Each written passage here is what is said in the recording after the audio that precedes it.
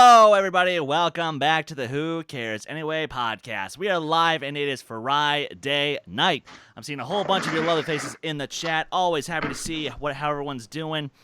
And, you saw the thumbnail. You see the description box. You see the title.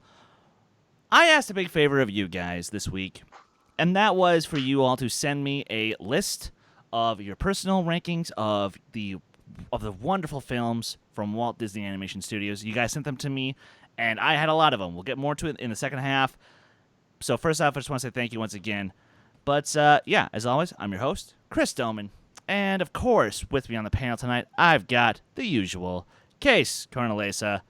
Dude, what's up, man? How has your day been? My day's been pretty great. My week has been pretty great because my girl's here, so I'm very happy with that. Yay! Woo-hoo! She flew in yesterday, had a pretty good trip, and she's gonna stay here for a while, so that's always awesome. So I've had a pretty nice day myself, if I may say so, and just guys, keep it going. Keep it going. Hashtag China sticks. Like, seriously, this is just the new thing. It's the new thing around here, and for anybody who's tuning in for the first time, you don't know what the hell we're talking about. All of our weekly regulars, fill them in, or tell them to go check out last week's episode, where everything went wrong and it was wonderful. But it's not just everything went wrong, and that's why it went right.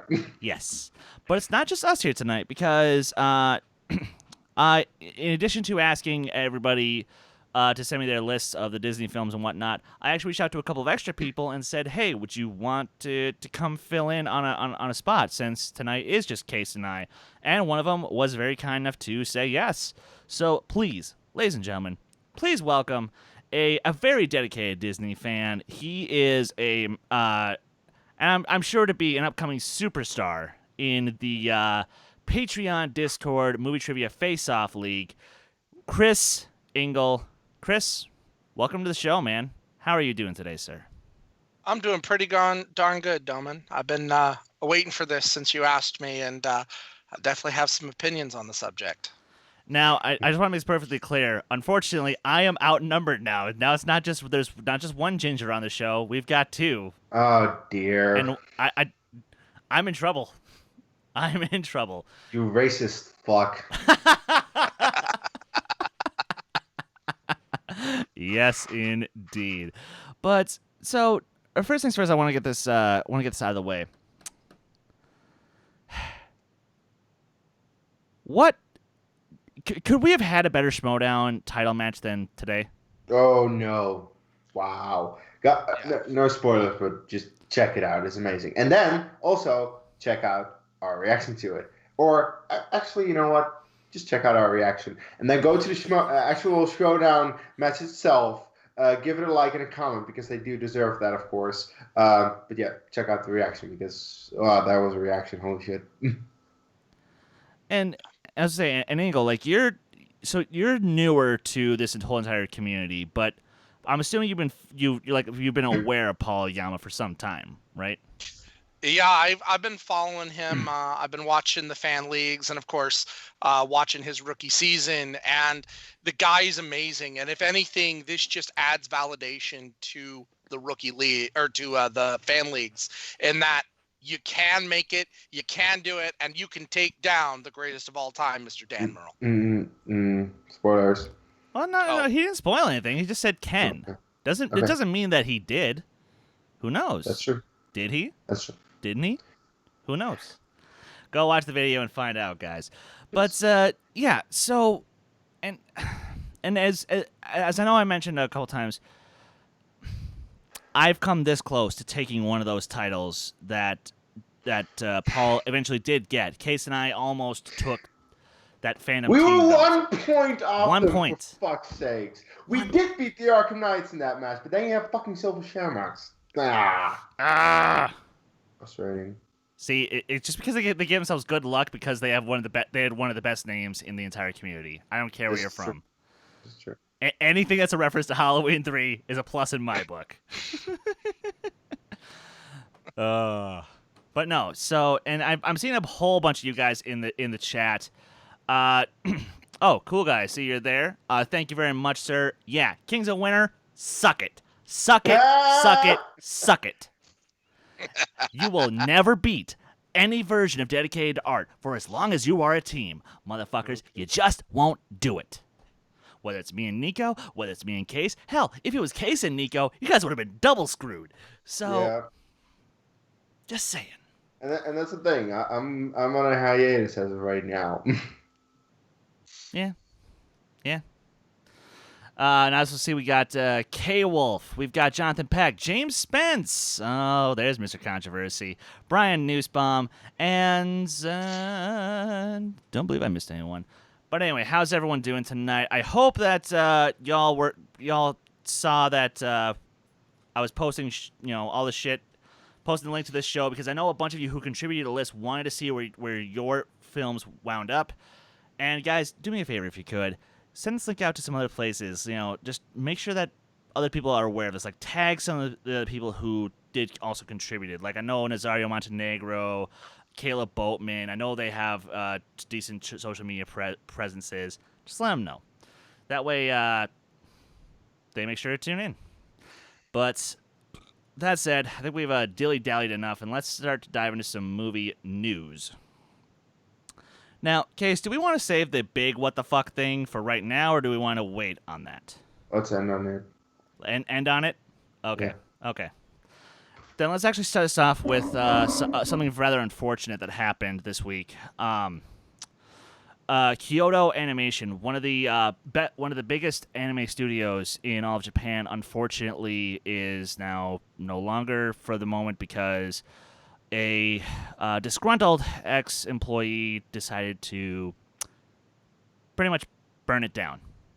And in doing so, he caused the deaths of confirmed 33 people so far, as well as sending over 35 other people to the hospital with varying degrees of injury.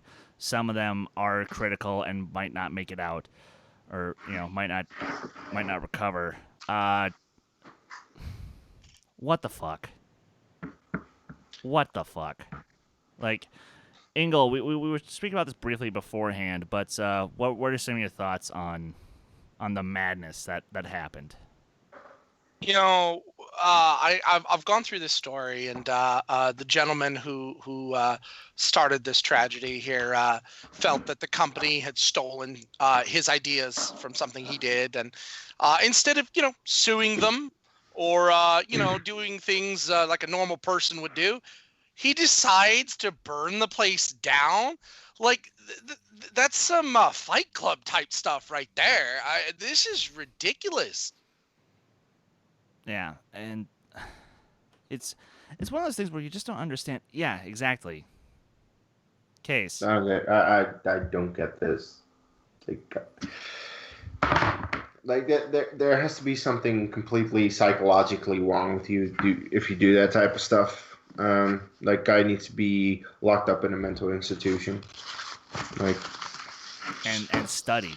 Like, there has to be something in him that just completely had to have snapped because that level. But at that point, you officially do have mental problems, and you need to figure out what the fuck is that is to make sure that this can never ever happen again. Because if that is what happens when he gets mad at his employer, then I don't know what will happen if something worse happens to him. Because a lot of worse things can happen.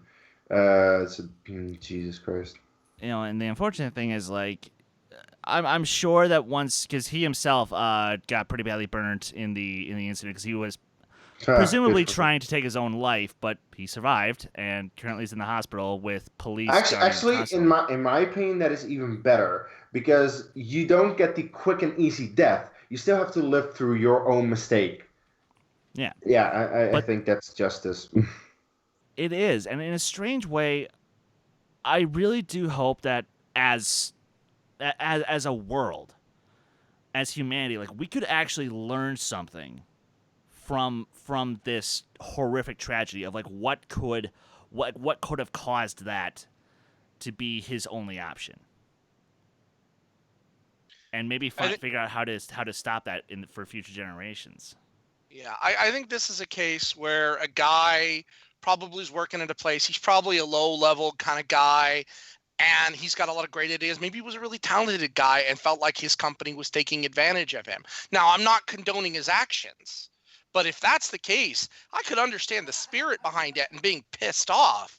But you don't take it out on innocent people who are just bringing joy to others. Like I'm sure the majority of those 30 something people who are injured and killed are innocents, men and women. I won't say children, but somebody's children. These are families, and Yeah. you just destroyed them because you couldn't control your temper. Exactly. And shit. Anybody who knows me knows I've got a pretty short fuse. Anybody who knows Case, they know Case has a little bit of a short fuse. Oh, But would yeah. either of us do anything of this magnitude? Yep. No. No. And I want to know. Like I would be really effing curious to see what your brain would do to set you up to do this kind of catastrophe. But it's one of those things where it's just I don't know if we'll get those answers, and I hope we do, but I don't know if we will. Do you guys have any other final thoughts or? Do we know what kind of? I know they do obviously Japanese animation and probably overseas, filler and things like that. But do we know any properties that this company puts out that we might know? As far as major releases, like ones that your average American anime fan would know, not necessarily. Because the only stuff that I personally have heard of from the company was oh shit. What was the name of the Haruhi Suzumaya? They did the show and the movie, The Disappearance of Haruhi Suzumaya. They also did, I believe, the K-On! Movie. There's a couple, and there's a whole bunch of other ones, and I should know these because I spent almost an hour just reading through their filmography the other day when I found out about this, and I'm blanking. But point being, they're really big in Japan, not so big over here. It would be like if 4Kids Entertainment burnt down here. I don't want to see the people hurt, but would that be such a bad thing? Yes. I'll say so. If the studio would just burn down, with nobody inside it, yes, I'd be okay with that. Thing, as long as there are no human casualties. Yeah, exactly. All right. Let's move on to something a little bit more interesting in a less tragic sense, because now, Ingle, you grew up at a time that I would love to just talk to you about sometime. That being, you were in your peak years of teenagehood in the late 90s. Yep. So, if I say the names NSYNC, Backstreet Boys, O-Town, you know exactly what I'm talking about. Oh, yeah. And it's kind of funny that I bring up those three bands because, all of them were essentially, puppets controlled by one jackass named Lou Pearlman. And now we're hearing they're going to make a biopic about him from the producer of Wall Street, The Crow, American Psycho, a bunch of, literally, indie darlings from the last 40 years. I'm actually really interested. And not and sort of in the upcoming John Lithgow film about Roger Ailes kind of interested, where it's I want to know what made this man so effing evil. How could he live with himself? That's the kind of shit that I want to know. See, for me, this is on the same line as The Founder. Ray Kroc in that movie was just a jerk of a guy. He was, Mm-hmm. and yet you can't deny the empire that he built. This is kind of the same idea, but it's in music. Here's the difference between Lou Pearlman and Ray Kroc. Ray Kroc was interesting. Lou Pearlman is just a jerk. He was a businessman who built up bands and took advantage of them. Really? Can you name anyone else in the music industry that does that? Because I can. It's not interesting. Okay.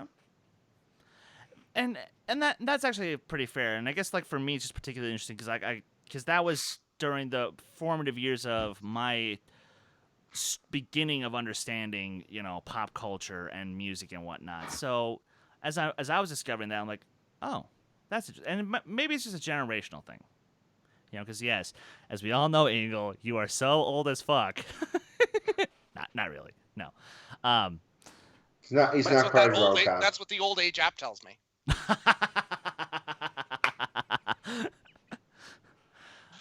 But no, and then Kees, like obviously you've at least heard of Backstreet Boys and NSYNC. Heard of?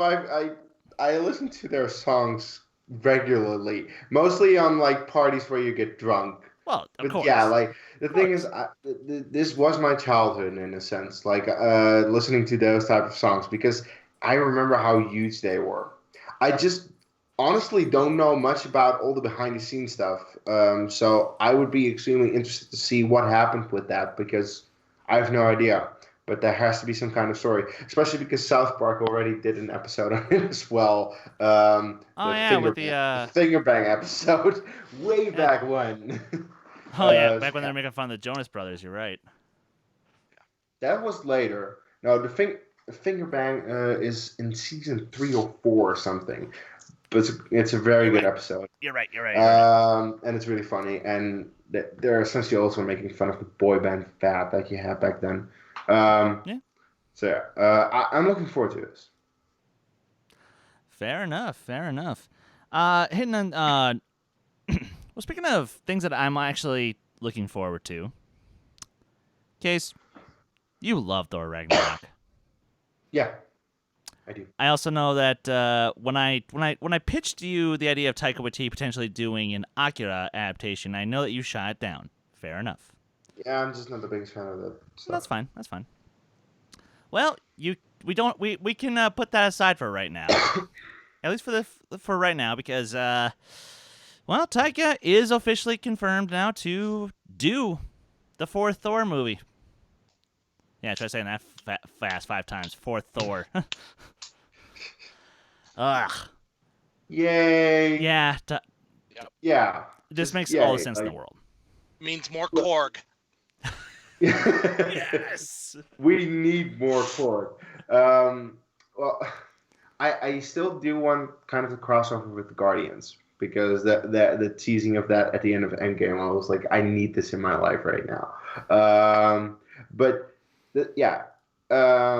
Regardless of what you think of the first 2 Thor movies, because there are people who hate them and people who like them, you can't deny that the 3rd one is the best by far, Ragnarok. And it's because of Taika Waititi's style, his direction to it, and just, that was just awesome. So because of that, I'm very, very much looking forward to this. I cannot wait to see another Taika Waititi directed Thor movie because he knows the character. He really, truly understands it. Can make it funny, can make it personal.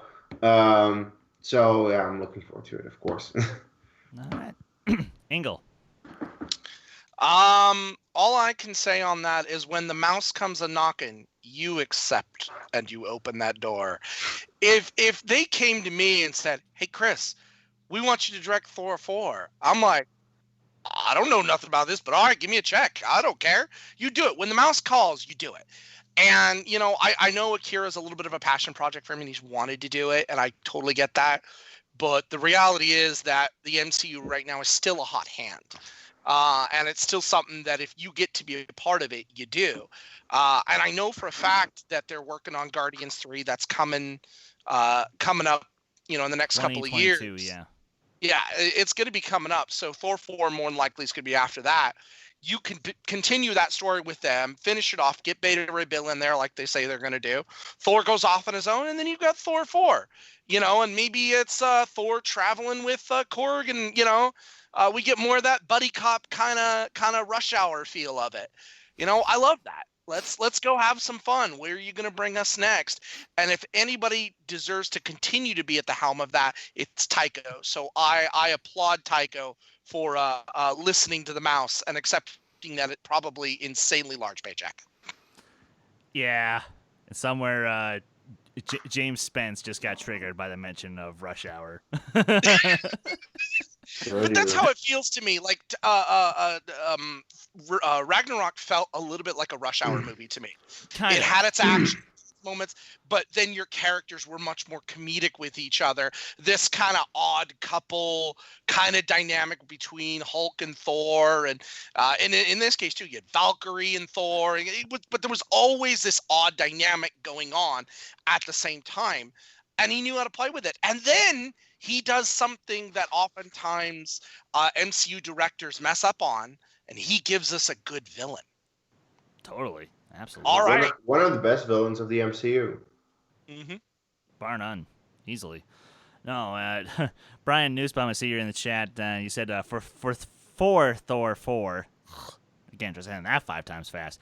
I'm hoping for Daryl, Thor's roommate, to make a cameo or have a supporting role. Please, dear God, I need more Daryl and Thor in my life. We also need more Korrigan Meek. Yes, we do. All right. Now, let's... No, wait. Oh, you're the right. Kingsman trailer. You're right. I forgot. The boring Kingsman trailer. It did nothing for me. Like, look, to be fair, Case, you and I are both pretty equally burnt on Kingsman 2. Yeah. No, the thing is, the first Kingsman, I absolutely love. It's one of my favorite movies of all time. I own it on Blu-ray. It's so great.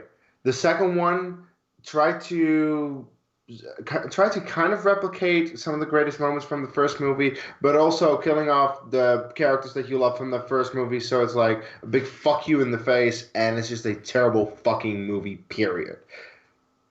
And then you get this, and it looks, it looks like something. It looks like a movie that's going to come out at one point. It literally, that's all I can say. It literally looks like a complete remake of the original, but just now we're doing it as a prequel. Yeah, because you have now Ralph Fiennes with this young guy, showing him the ropes at the Kingsman, which is we had that with Eggsy and Galahad in the first movie. We don't need that again. Like that's kind of what they're trying to do with these movies. Like they're trying to recreate what the first movie did, because they realize that first movie is fucking phenomenal, but they don't know how to then improve upon that, do more with it. They are just like, okay, we're just gonna do something else now, and they are doing a prequel because clearly sequels will not work, and clearly more sequels will only piss us off. That's at least that's the right thinking. But then make this prequel interesting, exciting, do something with it, and it doesn't seem like they're doing that. Oh well, we'll see. I'll see it, maybe. Yeah. Now, Ingle, in the times that you and I have spent on our training sessions in the Patreon League, I don't think I've ever once asked you about the Kingsman. No, you haven't asked me about the Kingsman, and it's pretty cut and dry for me. Kingsman 1 is by far one of the best spy movies ever made. No joke to me, no joke to anyone. I love it. Fabulous film. I mean, the church scene alone is amazing. The continuous shot and the music and the choreography and everything in that is fabulous. That was worth the price of admission. So going into Kingsman 2, I was really hoping to get a little more of that. Give me a little bit more. Continue the mythology. Give me a little bit more.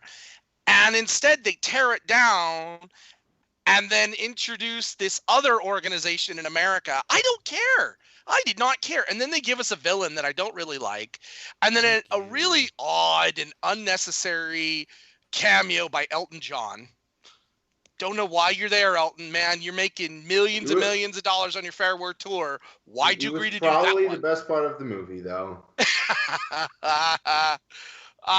So seeing this trailer, it did not excite me. And if anything, it makes me really worried that the first one was a flash in the pan and that they cannot recreate that magic. And that's just what I'm worried about with this prequel too. Is like there's so much potential that can come from a movie like this, and I feel like they're wasting it. They're completely squandering, especially when you have such a great cast. And this is how you want to use them? Really? Case, let's see that whiteboard. Continue. Huh? Okay, fine. No, I'm just gonna simply say. But with all that being said, I would rather take a boring and generic trailer over a trailer that makes me question what the fuck is in the water that everyone is drinking. Ingle, please talk to me about cats. Sir, it's all about memories. That's what it's about here. I'm okay. Look, I love movies. I'm a huge fan of movies growing up, but I'm also a theater guy. I spend a lot of time on stage and working through stage, and I absolutely despise Andrew Lloyd Webber's Cats. Hate it. Yes! Can't stand it. I don't need maked up acrobats in skin tight lycra grinding up against me in the aisles. I don't need it. I don't want it. I don't care. That being said, I saw the trailer for this, and two things came across to me. Number one, because I knew they were making this. I knew. But number one is the cast that they have. I'm really, really, really anxious to see how they bring things out. You know, this is obviously the problem of taking stage adaptation to film, so I'm really anxious to see. But it got me excited. I got excited. And two, I'm in the minority. I love the character design. I am in love with the character design 100%. And I can't wait to see this film so I could probably have my hopes dashed. But I'll wait till it comes out.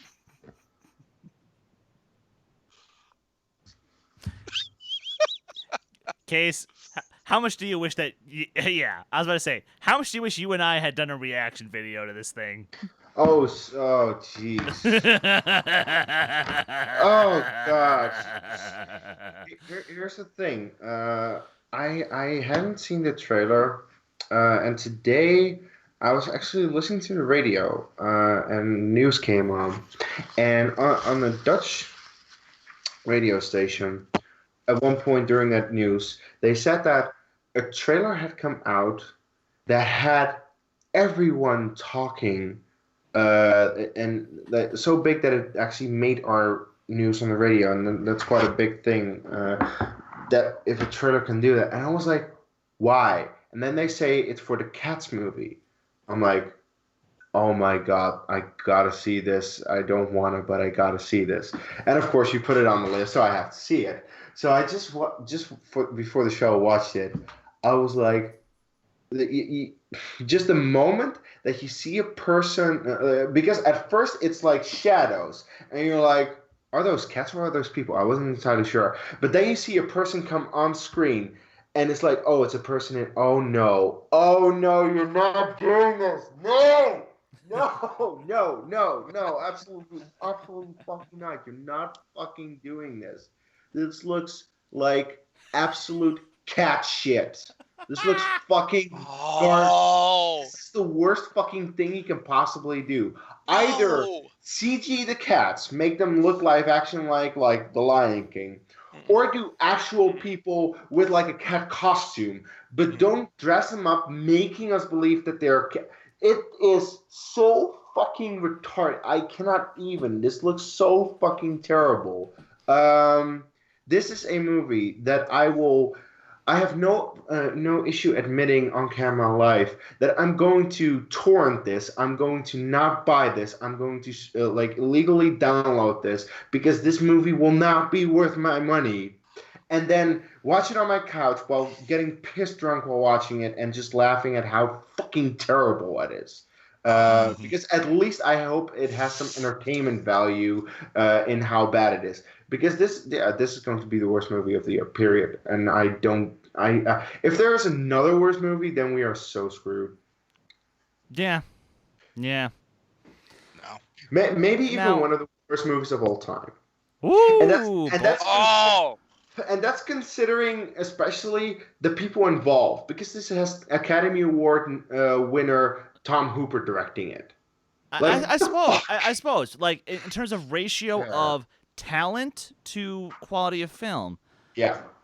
that okay, maybe. Now it's all gonna depend on how it looks how the finished product is. That said, I think Andrew Lloyd Webber is a complete cancer to the world of Broadway. I think he's a complete cancer to the world of music. I think he can't write a melody to save his life. His orchestrations are completely wrong. And yet, I will make myself watch this in the theater because I want to believe that the talent in this movie can save it. But dear God, okay, I'm all for trying to push new technologies. I'm all for trying to see what we can do to better ourselves as a filmmaking industry. That said, this movie is biting the bullet for that progress because it looks like shit. Now, if that means that, this movie has to pay the price so that way 5 years from now we can get something else that's sort of similar to Cats but looks a lot more convincing, okay, good. Good job taking the bullet there, Cats. Doesn't change the fact that you will still suck. In my opinion. Yeah. Yeah. This is a thing. This is now And a thing. and you know what, cool guy? I don't care that I alienate all Broadway fans because, as Brian Nussbaum very beautifully put it, you know who thought the Cats film was a good idea?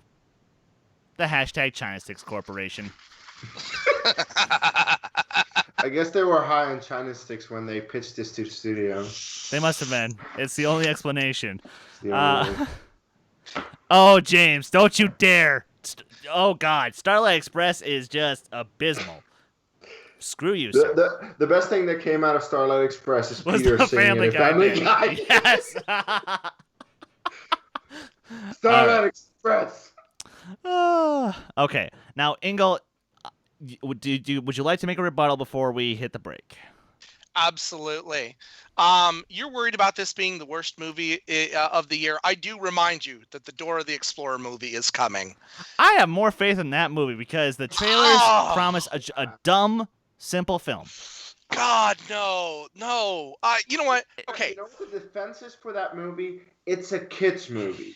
That's Cats doesn't have that defensive argument, period. So that's kind of Cats was one of the longest running shows on Broadway history, period. Unfortunately, yes. It has been itching. Now, again, I'm not a fan of the show for my own personal reasons, but I recognize how important it is and the fact that it has a dedicated fan base, no question. So a movie has been itching for a while. And if you're going to do it, I love the fact that you're bringing in people who are dedicated to theater, love the spirit of it, and yet have the camera presence. I mean, Jennifer Hudson alone, I guarantee you is going to get looked at for an Oscar for this the same way Anne Hathaway did. Because Les Mis had moments that were terrible.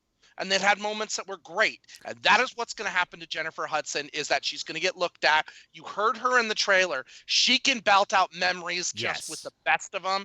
Yes. And that alone right there should be worth going to look at it, because Anne Hathaway's scene, to me, was just the most emotional, gut-wrenching, terrible scene, and you feel it, and she deserved that Oscar for that few minutes that she was there. It'll be the same thing with Jennifer Hudson, but I'm really hoping that the overall product is not going to be a Les Mis, but something more of a I know you're going to hate me for it, but a little more of a Moulin Rouge, something that's a little more enjoyable on the overall scheme. He'll hate you for that. Yep. But by the way, I think the only nominations this will get will be Razzie nominations, but that might be just me. Well, okay, I'll be a little fair. It'll probably will get like You'll get costume and makeup stuff. Visual effects. costume, makeup, production design. Maybe best original song if they add a new one to the soundtrack. Oh, you know that's going to be Oscar bait. They're going to add a song in there just for Oscar bait. That's what they did with Les Mis. That's what, every one of these musicals. They throw something else new in there just so they can add that extra category. Yeah, pretty much. So, yeah. And that's the thing. Like, I yes, I'll admit my bias against this musical in general is partially why I just want to hate this thing. And my hatred... But it also looks terrible, and I don't have any bias towards this movie. Yeah. The musical, I mean. Yeah. But that said, anything can happen, because, you know what? Ingle, you actually brought up a great point. I had no hope for Les Mis when that came out. I had no hope for that whatsoever. Because, again, sorry guys, I like half of Les Mis. You know, the movie specifically. I think the musical is pretty good. I would love to see it live sometime. It would be a treat. You know, but I only like half of the movie, and it's any scene that doesn't have Russell Crowe in it. 2, 4, 6, 0, 1. Your punishment is your role's begun. Yeah, fuck Russell Crowe. But the thing is, like, and again, I actually do love the King's Speech. So Tom Hooper is a director that I have a lot of respect for. But man, do I think he's gonna drop the ball on this real hard. I honestly think the entire crew bit off more than they could chew. Oh my god, cool guy, you're the best. Post it in the chat. And I'm Javert. Do not forget my name. Yes. All I'm thinking is the critic review of that movie now. Yes. All right. But with that, because I'm done talking about this movie. I'm done talking about it. In fact, we'll probably get more into it next week, because next week, guys, a little heads up, we're going to be doing a full Comic-Con breakdown of everything that happened, just because we weren't going to do it this week, because it all just happened. We don't, like, there's not enough time to catch up with all the shit that happened, so we're going to do that next week. And plus, I wanted to have a little fun with a list involving a certain animation company, and when we come back from our break in 5 minutes... we finally did it. A bunch of you were awesome enough to send me your lists, and we're going to go through your guys' as well as our ranking of each film from Walt Disney Animation Studios. Don't go anywhere. We'll be back in 5 minutes.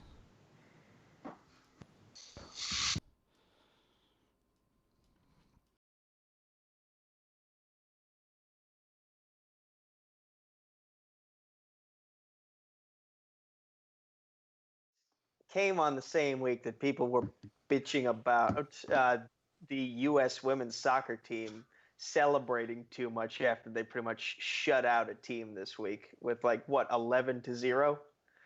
They were like, stop celebrating so much after goal 6, and I'm like, please stop telling people how to do things. And essentially, I want to say the same thing to these people who are complaining about how dare you cast someone that doesn't look like the cartoon for the live action version. Now, the people who just simply don't want change, they can go fuck themselves. What I also really appreciate, they don't hold back on showing, and I love how they're still being respectful to what was ancient Chinese traditions where, you know, there were arranged marriages, but they're not trying to be like, oh, well, this is why this is stupid nowadays. No. They're just like, this is how it was. This is just what we're showing. That's kind of what the original does as well. Like, at the beginning of the movie, you get, of course, the opening scene is on the wall, but then you instantly get the song of the matchmaker, and it shows, very, very traditional, like arranged marriages, and you need to see a matchmaker, and she'll match you up with a guy. Of course, in the case of Mulan, that goes wrong because she's not the type of girl for that. Let's talk about Mike and 11. I know. Oh, so good. Some of the Seriously, like, funniest this is moments. one of the best TV couples ever. I would give you almost like I say we should look at it this way too. Like I say we look at it that couple and then also Lucas and Max. I think if you look at the four of those together, how like Lucas and Max. Oh my gosh, thank you. You just said it. Lucas and Mike are like together, like playing off of each other. Like Lucas is giving Mike crappy advice, and then Max is over here actually giving 11 good advice, and then just how like those play off, and then getting the scene where Max gets 11 to spy on the boys was comedy gold. Oh my goodness. Like just the disgust that she gets from seeing these boys like talk about her in that way, and then like farting and eating Doritos, and it was just like the most classic 14-year-old boy thing ever. And the way like those the way those two relationships, those four people worked off each other in those different scenes was really good. It was No. I'm just interested to see these teams play in that tournament and to see how they evolve as teams. Oh, and of course, how the Looney Bin will actually be able to actually play the game. Because what they've shown today is they have a lot of knowledge, but the reason they lost was probably because they didn't play the game. They didn't use their repeats when they should have because they didn't know they had them. And that's the same mistake that Top That made also. Like, yes, they were really good at the movie trivia aspect, but they didn't pay attention to how the game worked. They didn't realize John Rocco was strong in biopics. And in this case, the Looney Bin didn't realize they had repeats they could have used. Like, imagine what the score could have been like had they remembered that. Like, there were some things that Drew was struggling to remember, and had she remembered them and remembered to use the repeats, she might have gotten those questions right, and then we'd be talking about a whole different score. Mike Kalinowski has tied the game. Sudden death we go. Cruiser Ninko? Ninka. And July 20th, San Diego Comic-Con, you're going to see the inner Geekdom champion Rachel the Crusher Cushing. She will put that title on the line, and it will be against. And your winner, Mike the Killer Kalinowski. Comic-Con, that's where the next defense is going to be. That's where we're going to be on the other side of that table, getting that belt back. You know, I want that belt. That belt was supposed to be mine. It was mine. It was mine to begin with, and I lost it, and I'm going to take my belt back in front of all those people at Comic-Con. It's destiny. The third battle between the Crusher and the Killer, it is going to be July 20th. If he wants to lose for a fourth time to me, bring it. July 20th, Saturday. You can get tickets right now at theschmodownlive.com.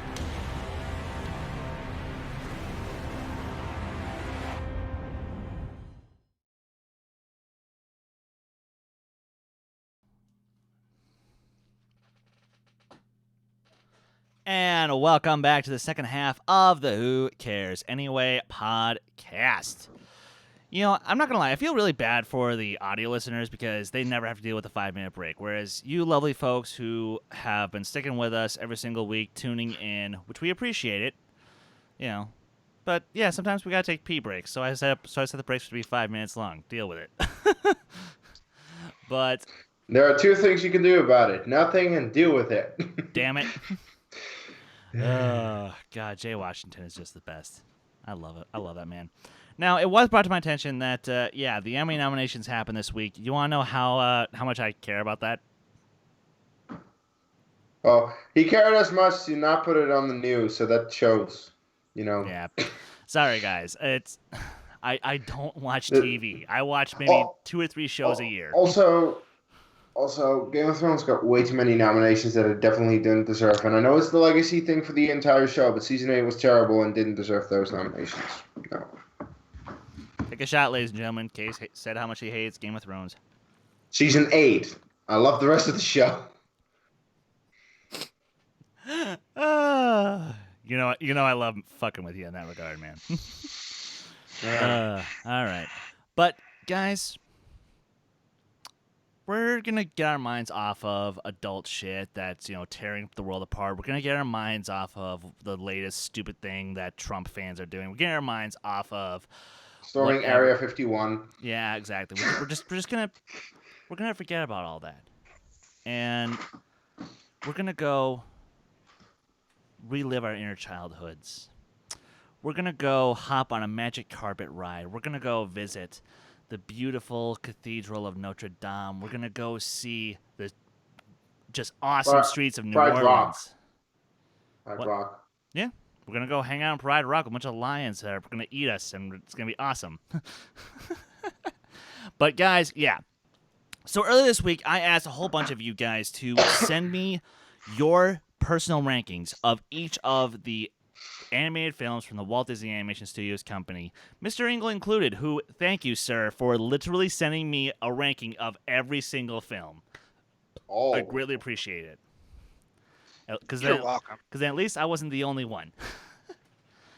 I actually had like 4 or 5 lists that were all 57, and I really was happy about that. That's impressive.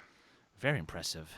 And before we get into the list, I actually just want to give a quick shout out to every single person, starting off with regular listener Brian Nussbaum. Dude, you are awesome. Thank you. Nazario Montenegro. Thank you. Josh Mabry. Thank you. Caleb Littleboat Boatman. Thank you. Chris Ingle, who is on the show tonight. Thank you. Ryan Permison. Thank you. Andrew Barr. Thank you. Dom Rizzi, an old friend of Kees. Hey. Thank you. Brian Michaels. I'll be seeing you in like 2 weeks, sir. Thank you. Nick Carley, a.k.a. Big Sal. Win a fucking trivia match, please, man. Thank you. Joseph Olivas, thank you. Albert Wiradharma, thank you. James Spence, overrated, thank you. Brian Fernandez, old friend of the channel, thank you. And, of course, our longtime supporter, Jonathan Peck, thank you so much to everybody. We appreciate it immensely. And you know what? I think in the future, I want to do some more of these, where we take, like, a company, or we do, like, a franchise, and I just ask for people's lists. Like, maybe around the time Rise of Skywalker comes out, I'm going to see how many Star Wars rankings I can get of each of the films. Oh, that'll be fun. That would be a lot of effing fun. But with that, are all the troll comments ready? Are all of our shit talkers ready to go? That's the real question. Because starting off at number 57... And sorry. I should actually explain how I scored this first, real quick. So how I went about this was I took everyone's list, and what I essentially took the number of films that you had on the list, and I assigned a point value to each film list. So, for example, Ingle, you had all 57 films on your list. So what I did was for your number 57 film, I assigned 1 point. For your number 1 film, I assigned 57 points, and then just did it. And so on. Yep. And I did that for every single person's list. And whoever had the most points, that's where your ranking was. And I think some of these spots are going to surprise you guys. But with that said, let's... I hope it's at least a little better than the one we talked about last week. Exactly. And yes, this is kind of a... subtle, not so subtle FU to the Collider list we did a live reaction to last week. Mm-hmm. But let's finally break into it. Number 57 with 32 points. We have Home on the Range. Yep. This movie sucks. It's the perfect spot for it. I'm happy that I haven't seen it. There's only one movie I would put below it, but fair. But yes. Ingle, you have seen this movie. I've seen it, and I will say this is not my lowest, but bottom 10 easy it was. For me, it was, I believe, number 52. So, yeah, it's atrocious. What kind of a villain yodels? What is that? And then who do we get? We've had a history of great actors doing amazing villains. So who do we get? Roseanne. We get the guy. I was gonna say we get the guy who killed the aliens in Independence Day. That's what we got. That's true. We did get I Randy can imagine Quaid. him. We got Randy Quaid. I can imagine him flying in his jet in Independence, going. No. And then Roseanne. Dear God. And wait, my lovely Dame Judi Dench. Oh, Is that's right. dementia really kicking in for you? Why did you do this film? You have Credence. You've done Shakespeare. You've done a female version of Hamlet. What? She was were you M. thinking? She was a great M. M. She was my M. Why? Yeah. So Home on the Range at the bottom, where it belongs. Now, number 56 with 49 votes. Ingle, I hate you so much because this was your number 3. Sorry, like number 55 because it was third from the bottom. Melody Time. Now, what this one, kind of like Make Mine Music, as well as Saludos Amigos, Three Caballeros, a lot of the mid-40s films. I'll just let you explain this now so we don't have to have the same argument over and over again. Just quickly say why that era of Disney is just not your favorite. So, Three Caballeros and Saludos Amigos are propaganda. Plain and simple. It was meant to be a love letter to Latin America, so that way they would look favorably on the United States and not on Nazi Germany and potentially join them. As for the rest of them, they were put together by Disney due to shortened budgets. They didn't have the full budgets to do the big Snow White that they wanted to do, or the Pinocchio. They just didn't have it. So they took a series of shorts, put them together, and put them out to theaters because it was cheap and easy. And there's no coherent story. There is no point to them. If I want a bunch of shorts, I'll watch a short. I don't want a movie of a series of shorts. And I think you're wrong because I'm more than happy to have shorts, but I also understand if they're not your thing, I understand how that can get frustrating because you could just watch the shorts on their own, which they did on Disney Channel all the time in the 90s and the 2000s. Hell, it's how I discovered Melody Time and Make Mine Music because I discovered just the shorts, and then once I got the chance to watch them together, I still loved them because I loved the shorts, but I do understand that. I just disagree with you. But I think we can all agree.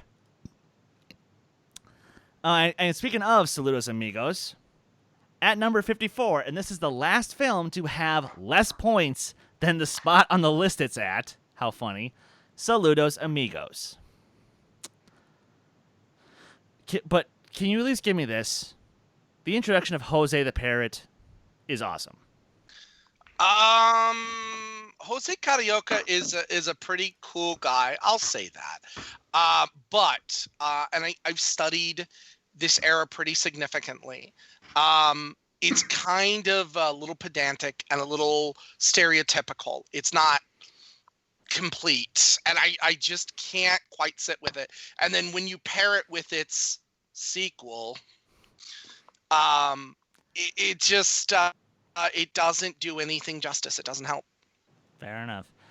And I'll just simply say this. I like the shorts. I just wish that the film was a little bit longer. But now we can all agree, number 54 should actually be 2 spots lower because coming in with 60 points, Zach Braff, Mel Brooks, Joan Cusack. What the fuck were all of you doing in Chicken Little because you did nothing to save it? Kees, say that way. This is, in my opinion, the worst film in the entire Disney canon. There is not a film in Disney that's more mean-spirited, that is more insulting, that is more just not funny. And that's my other problem with it, too, is that it tries to pass off its mean-spiritedness as its sense of humor. And it fails miserably. When have you ever seen a Disney film where the dad is a bigger dick? Yeah. Like, you have Peter Pan, but the dad was stern in Peter Pan. Like, I understand why he's saying what he's saying. He's a dick, but I get it. Yeah. This guy is just, why are you ruining my life? Wait, you won the game? My son won the game! My son, he is a dick! I can't stand him. And the worst part is he's played by Mel Brooks. No, the father is not played by Mel Brooks, sir. Oh, you're right. It's Gary Marshall. Gary Marshall, yep. Brian Nussbaum says it in the chat. Oh, thank you for the correction. I appreciate that. Yes, I sometimes have these short moments. But yeah, this movie effing sucks. And let's keep it that way. Now number 53 with 74 points. Three Caballeros, which I will even say I think it's a better movie than Saludos Amigos. Second verse, same as the first. Fair enough. Then that's really all the more I really have to say outside of I love the introduction of Panchito. That's it. I love the introduction of him. Sure, if you love a stereotypical Mexican chicken. Oh, sure. And let me guess, you're cool with Speedy Gonzalez. I'm not, but if you want to add that into it, we can talk about that another time. Okay, fair enough. Now here is, again, very interestingly, the very bottom of your list, my good sir, with 85 points at number 52, Make Mine Music. Yes, sir. Absolutely. I like this one. I love the shorts. I love the singing whale. I really love Blue Bayou. No. Nope. Sir. No. Fine. It fair. can't. It won't happen. It won't happen. And here's the thing. This is the definitive thing with these series of movies. Okay, if you ever go to Disneyland or Disney World, I love the fact that the staff is very knowledgeable about Disney canon. Pretty well. I'm quite impressed. I think it's a test they have to take, but not the point. There has to be some kind of job requirement. Ask them about these series of films. Ask them about those shorts. Most of them are going to go, what? Nobody cares. Nobody remembers. It's terrible. There's nothing memorable in here. There's nothing to tie it together. There is no good villain. There is no good hero. You've got nothing, Disney, but shame during the war. Shame on you, Disney. Boatman, I never agree with you on anything, but I agree with you so much right now, sir. Thank you for being on my side of this. Now, we're going to come to a bit of a controversial one as far as how low it is, and I get why it's this low, but simultaneously, people, we need to explain ourselves here a little bit. At number 51 with 94 points, we have Dinosaur, the first fully CG movie from Walt Disney Animation Studios. What? Mm-hmm. Now, from a story perspective, I will admit, it is so basic tot as all hell. It's just basic tot. But oh my god, that James Newton Howard score, those visual effects that still look great, in my opinion, to this day. And Ingle, I know this was in your bottom 10. In fact, if I recall correctly, this might have been in your bottom 5. No, it was, let's see, 1, 2, 3, 4, 5, 6, 7 from the bottom. See, for me, as you've pointed out, I grew up in the 90s, but I also grew up in the 80s. And there was another movie that was just like this that was 10 times better. It's called The Land Before Time. And we're not talking about those crappy 2 DVD or 2 VHS sequels. Just the original Land Before Time. When Spielberg knew how to really produce a movie. When he could tear out your heart with the death of a parent. Oh, my God. That is exactly what this movie is, only it's flashy and it's Disney. Now, I will give this. When I first saw the trailer for this, that really long trailer that they made, it was like four minutes long, and you see them soaring through these waterfalls. It is beautiful. I will not deny that. It is gorgeous. But that puts it in the same category as Avatar. It's pretty to look at, but it's just a carbon copy of a much better movie. Case? I haven't seen this movie in a very long time, but I remember liking it. And I actually have wanted to go and rewatch it, but I couldn't find a copy, so I haven't rewatched it recently, but I remember liking it, and I'm like, this is just not one of the worst Disney movies. Like, come on. There are way worse. You're right. There are way worse. Make Mine Music. God damn it. Which I haven't seen. God And that's the thing. So far, this is the first movie on the list that I have actually seen. All the ones before, and that's the thing. That means that there are movies higher on this list that I think are worse. So this is just weird. This is gonna get real interesting real quick. Coming in with the number 50 slot with 104 votes or points, we have Fun and Fancy Free, or as I like to call it, one half of a really good movie. The other half is fine. And also a really creepy section in the middle, which I don't want to talk about because that's gross. Yeah. But Mickey and the Beanstalk's a lot of fun. That's Especially the that scene only where part of it. Donald goes insane with the axe. It's the only part of that movie that is worth watching. And I've watched that many times. I even had a book of it. My grandparents gave me a book of it when I was a kid. I remember reading that over and over again and learned about the giant. And, you know, I think it's great. I love that. But that is where they actually give heroes that we care about. We like them. A story we know with just enough of a Disney twist where it doesn't feel Disney-fied, feels like you're telling the story. That is good. The rest of the entire thing just destroys whatever you were set up with Mickey and the Beanstalk. Also, fun fact, in case, actually make a note of this for when you do inevitably come back to fandom and whatnot. Fun and Fancy Free was the last movie where Walt Disney himself was the voice of Mickey. Okay. Fun little fact. Moving on to number 49. Now, with 105 points, I can promise you like 25 of these points are from me and me alone. The Black Cauldron. I have such a soft spot for this movie. It's a guilty pleasure. I know. It has its issues. It definitely does. But to me, it's in the same line as the Bashki Lord of the Rings films. It's got that really long, dramatic point out. It's not a musical. It's a drama. It is an animated drama. It is drawn out. That kind of works to its defeat, too, is that it's drawn out. We don't have anything to break it up at all. Not a good enough, there's not enough action scenes in it to really get you going.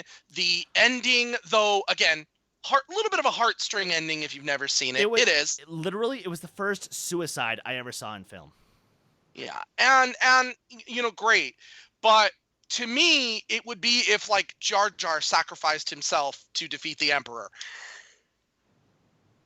I would like him better.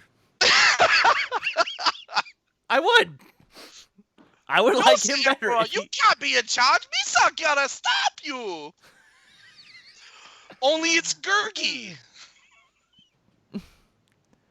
Can I opt out of this call? Just give me hold on. Now this one, Case, I'm gonna throw this one straight to you. Coming at the number 48 slot with 106 points. Fantasia 2000. Case, how much lower should this be? No. Okay, this makes sense. I don't despise Fantasia 2000. I'm gonna look up my list, but it's not at the very bottom of my list. Okay, well, it's in the bottom 10, but to be fair, I only have 39 movies on my list. So I have it at 33. I do think there are a couple of movies worse. I absolutely love the first Fantasia. It's one of my favorite movies of all time, and it is because of the fact that I think that one is so great that I just think that Fantasia 2000 was like, we're going to make a couple of shorts. We're going to have celebrities present them for some fucking reason. I don't know why, but they decided to do that. And also we're going to just completely copy our most popular one, Sorcerer's Apprentice, from that first movie, because why the fuck not? I'm like, really? That's the best you can come up with for a sequel to one of the best movies, in my opinion, of Disney?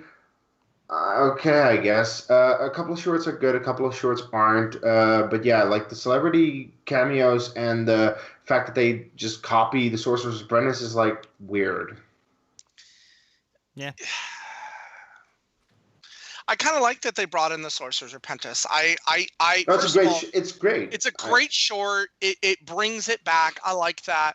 And what really works for this film is by no means the same thing that worked for the first one. It's the combination of animation and music. Combining them in ways you don't normally think about was nice. It's a nice touch, and I like it. The issue that comes in with Fantasia 2000 is this almost the same thing that happens with the other ones, except again the animation and the music are way better, is that there's no connective tissue to it. We need that connective tissue, and you just don't have it. Yes, it's pretty to look at. Yes, it's pretty to listen to. But then when you interject it with these celebrities, Bette Midler and Steve Jones and Steve yeah, Martin. why? What the hell was Why? that ruined it. But one of my favorites, though, and it surprised me, was Donald in the Ark. I really like Donald in the Ark. No, can't stand it. Oh. But moving on to number 47 with 108 points, The Rescuers, the original 1977 film. This is care. right on where it was on my list. Exactly where it was on my list. Don't care for this one. Don't like it. Nope. Moving on. You like the sequel? Oh, and we will get there. We will get there in a bit. Number 46 with 131 points, we have 2011's Winnie the Pooh.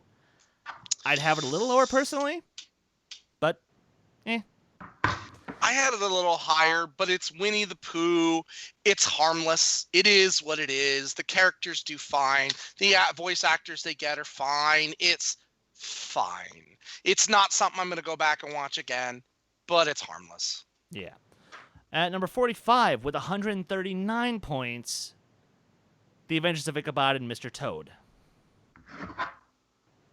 Damn it.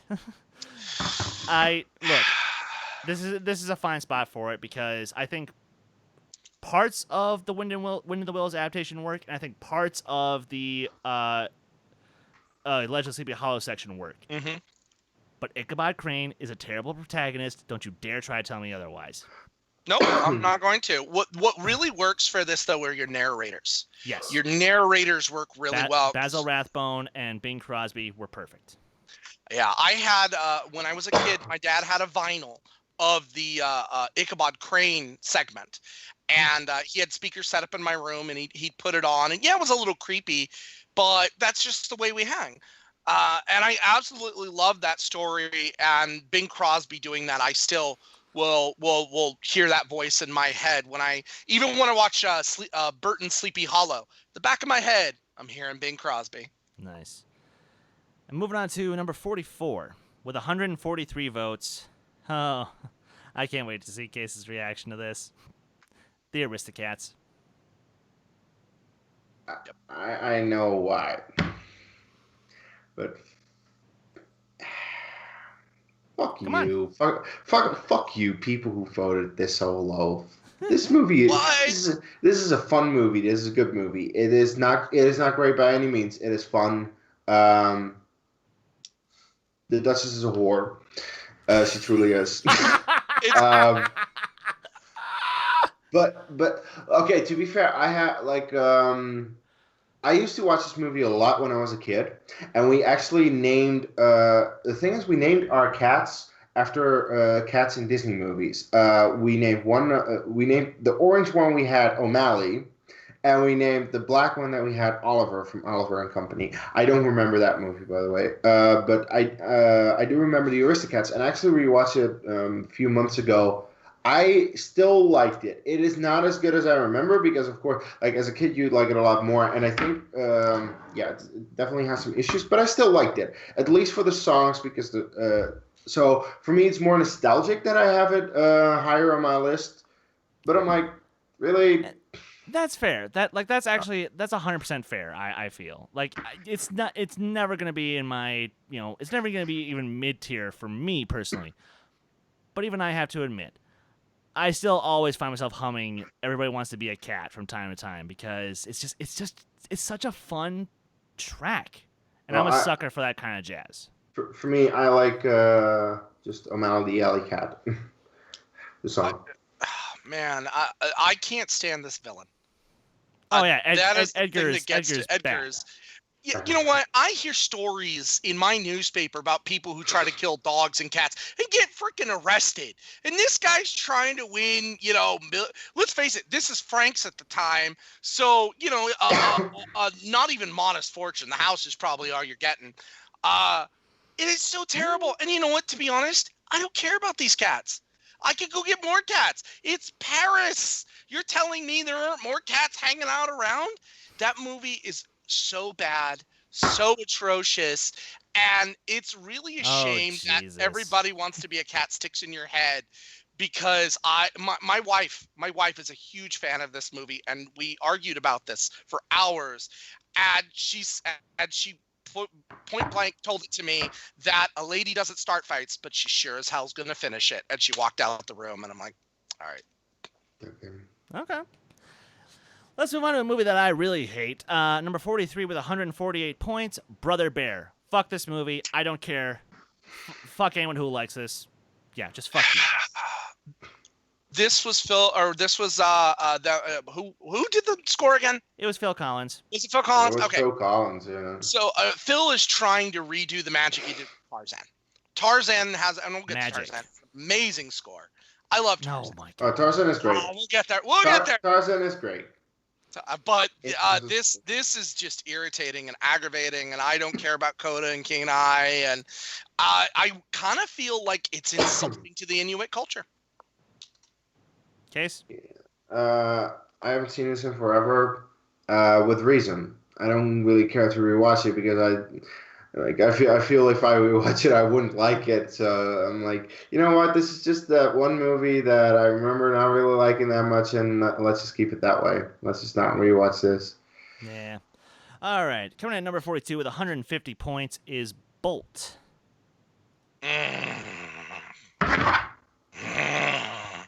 Yeah, let's just move on. I got no comments here. Like, it's fine. Number It is not 41. fine. Number 41 with 159 points, Meet the Robinsons. Again, I got nothing. It's fine. That's a It's tragedy. like It needs to be higher. we're at the mid-tier Disney, that lower mid-tier that we don't really care for anyway. So. Exactly. I am a little bummed that number 40 is where it is. Coming in with 183 points, we have Lady and the Tramp. I am a little bummed. I'm not. In my opinion, this should be lower. But I did that's the thing. A few months ago, I rewatched a whole lot of Disney movies that I had seen when I was a kid, and I was like, I should probably watch this. My big issue with Lady and the Tramp, Lady gets so much shit over her. Every single bad fucking thing that can happen to her happens. And it keeps happening and keeps going. And it's just unpleasant. And it comes to a point that you're like, can this fucking stop? And for a movie that is quite short, like an hour 20, it feels too long because of the fact, like, to me, this is Gravity, where everything keeps going wrong, and they're trying to solve it, and they almost solve it, and then something else goes wrong, and it keeps going until the very end, where finally it goes well, and it's like, oh yeah, and they're together. But I never, throughout the entire movie, I was just so uncomfortable, and I'm like, God damn it, can something go right for this dog? And it couldn't, and I was just so annoyed by it. So yeah, I didn't like it. So I'm happy that it's low, and I would have preferred to see it low, but that's my opinion. Yeah, this falls into what I call the insensitive time for Disney. I mean, We Are Siamese is such a racially terrible song. Oh yeah. And it's Peggy Lee doing it. Peggy Lee is an amazing singer. She actually does a lot of voices in this film. And just We Are Siamese, when I hear it, I cringe because I'm like, ooh, it hurts so bad. I'm glad it's low. I think the iconic romance scene is what it is. It's iconic of romance. All there is in that movie. Yeah, but you do get the fact that this is really the first Disney story that is an American story, and that is something that I like about it. Like that's unique to it, and I watched this one a few times when I was a kid, but just like you guys, yeah. And to be fair, as a songwriter, the harmonies of We Are Siamese just drives me up the wall because that's the kind of harmony tones that just makes me mad. But less said about that, the better. This one, this one I am a little bit genuinely bummed about. Coming in at number 39, sorry, James Spence, with 204 points, we have Oliver and Company. I don't remember it. I'll admit, most of my liking for this movie comes from two things. One, Dom DeLuise as Fagin, and two, Why Should I Worry? It's just a great song. That's a great song. It's a great adaptation of a great novel that I love very much, except that it kind of draws out and it becomes Disneyfied. Yeah. I love it when Disney can take something and kind of make it their own, but you still honor the material. I don't feel that here. I feel they took too many liberties. The music is great, very catchy. Once Upon a Time in New York City actually is one of my favorite Disney openings. Sets a very sad tale, and the animation behind it, the watercolors that they have are gorgeous of the city. Like, actually, it's really cool to look at. It's 80s look at Times Square. Really awesome. Fair enough. Now, Kees, you're about to probably get mad at number 38 here with why it's so low. Coming in with 208 points, Bambi. Ooh, that hurt. Oh. Wow. Look, That was. as I said a few months ago, I rewatched a couple of these movies, and Bambi was one of them. And the thing is, I honestly didn't care about most of the older movies as much as I did when I was a kid. Like Snow White, didn't care for it that much anymore. Cinderella, same thing. But I never cared for Dumbo anyway. And I didn't get to Pinocchio. I still wanted to get to that, but I haven't gotten to it yet. So that's why I don't have a big. But with Bambi, I was like, this movie holds up. This movie is still good, especially like the restored Blu-ray version. The animation is gorgeous, and it's a timeless story. It's a story that still holds up today, because that's the thing. It's a movie about animals, and their enemy is men, which that's still relevant today, and it will always be relevant. And that's why I was like, this movie holds up, and it's great. So I'm like, what? Why is it so low? This should be higher. Yeah. Yeah. And Ingle and I actually have talked about this a few times, where literally my only problem with this movie is the songs. I just don't care for the songs. Otherwise, this is some of Disney's best animation in their entire filmography. And that's made in 1942. Yeah. See, I had this ranked much, much higher. It was number 9 on my list. You did. And I disagree with you wholeheartedly, because this holds the record for the most amount of songs in a Disney film, and yet it holds the record. But you don't listen, you don't hear them. They're very subtle. They're very short. They're very small. But it does. No, you're right, and I you're think right. that's amazing, to where the music doesn't overpower everything. The music does exactly what music should do, and that's play the background. And you're focused on the characters and the environment that you have, and that gorgeous animated environment. And I argue, although I love villains, love with a passion, good villains, I really feel that man as the villain is the perfect. least talked about, and possibly the best villain idea that could ever be done and was executed perfectly. Yeah. Yeah. Pretty much. And yeah. So moving on then to number 37. Speaking of Cinderella, you mentioned that with 213 points, Cinderella. Yeah. I think this is about the perfect spot for it. Yeah, about. Whenever you watch it, I suddenly realized why I liked it as a kid, because the animal kind of stuff. I used to love Disney animals and that kind of stuff. The issue is, it goes on with that for so long at the beginning that it's like, when are we actually getting to like Cinderella herself? Because we're getting all these mice running from the cat, and it's like, but the movie's called Cinderella, and this is like, if there ever was a movie that Frozen refers to the moment that Elsa says, "Anna, you can't marry a guy you met this day," it's this movie.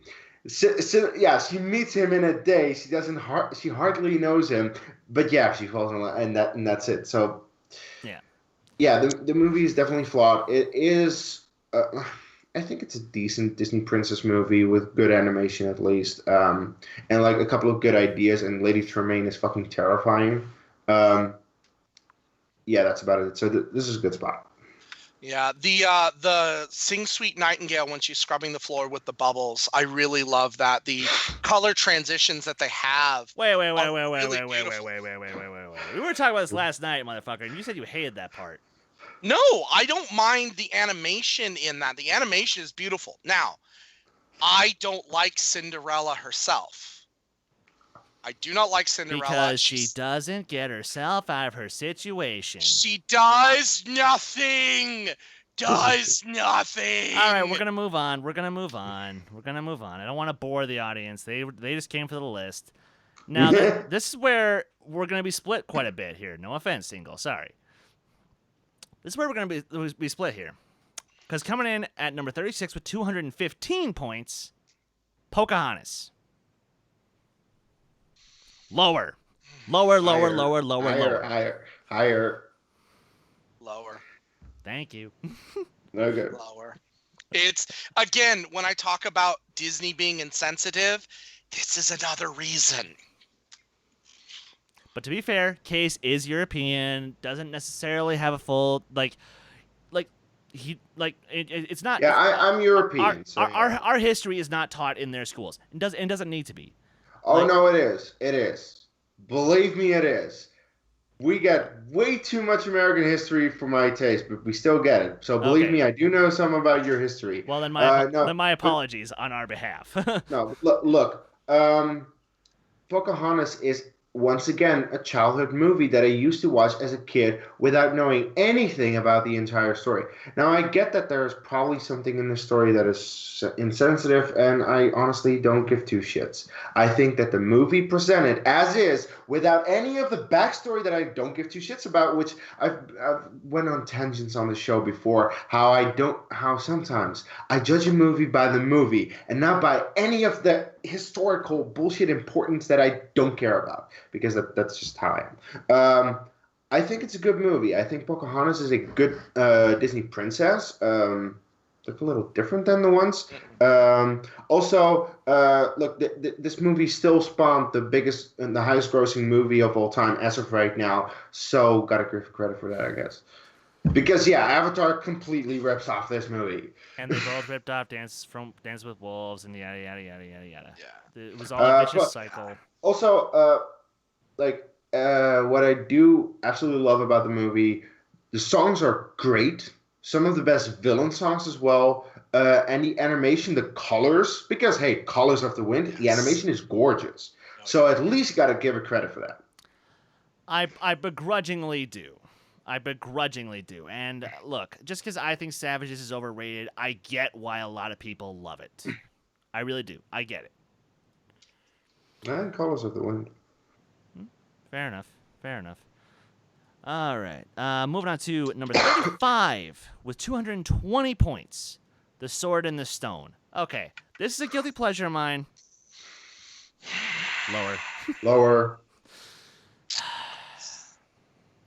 It was middle of the road for me. What happens here is it kind of falls almost into the same category that the short movies do to me, is that this really feels like ideas for 3 different shorts that they wove into a Merlin Arthur narrative, because you've got the sky, you've got the foresty trees, and then you got under the water. So it kind of felt 3 separate stories smashed into the Merlin Arthur mythology.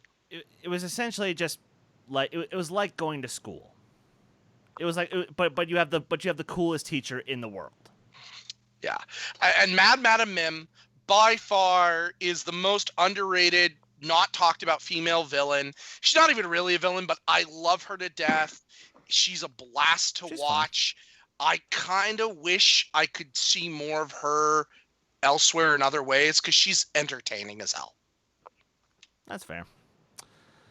And coming in with 225 points at number 34, the 1977 The Many Adventures of Winnie the Pooh.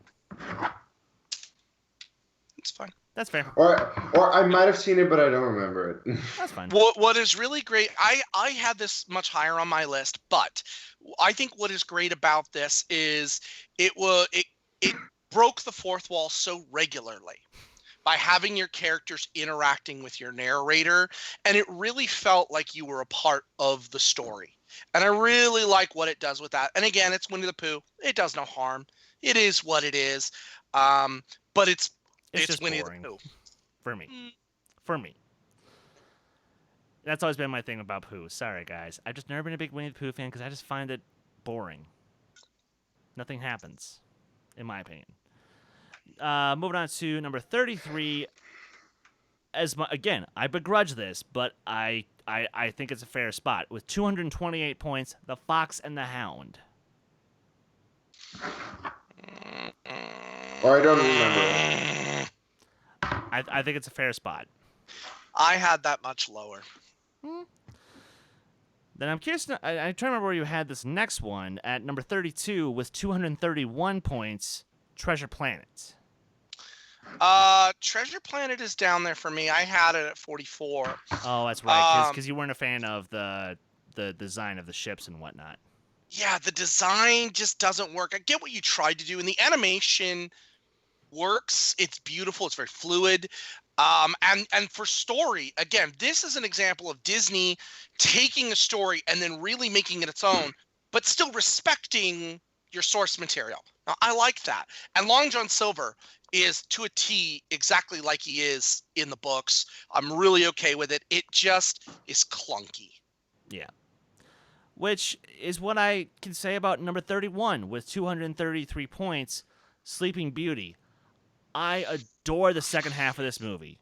As soon as Aurora pricks her finger, and then we just have Philip in trying to escape from Maleficent's castle and chopping his way through the thorn bushes, and then the final fight with Maleficent. That's one of the best climaxes in all of Disney.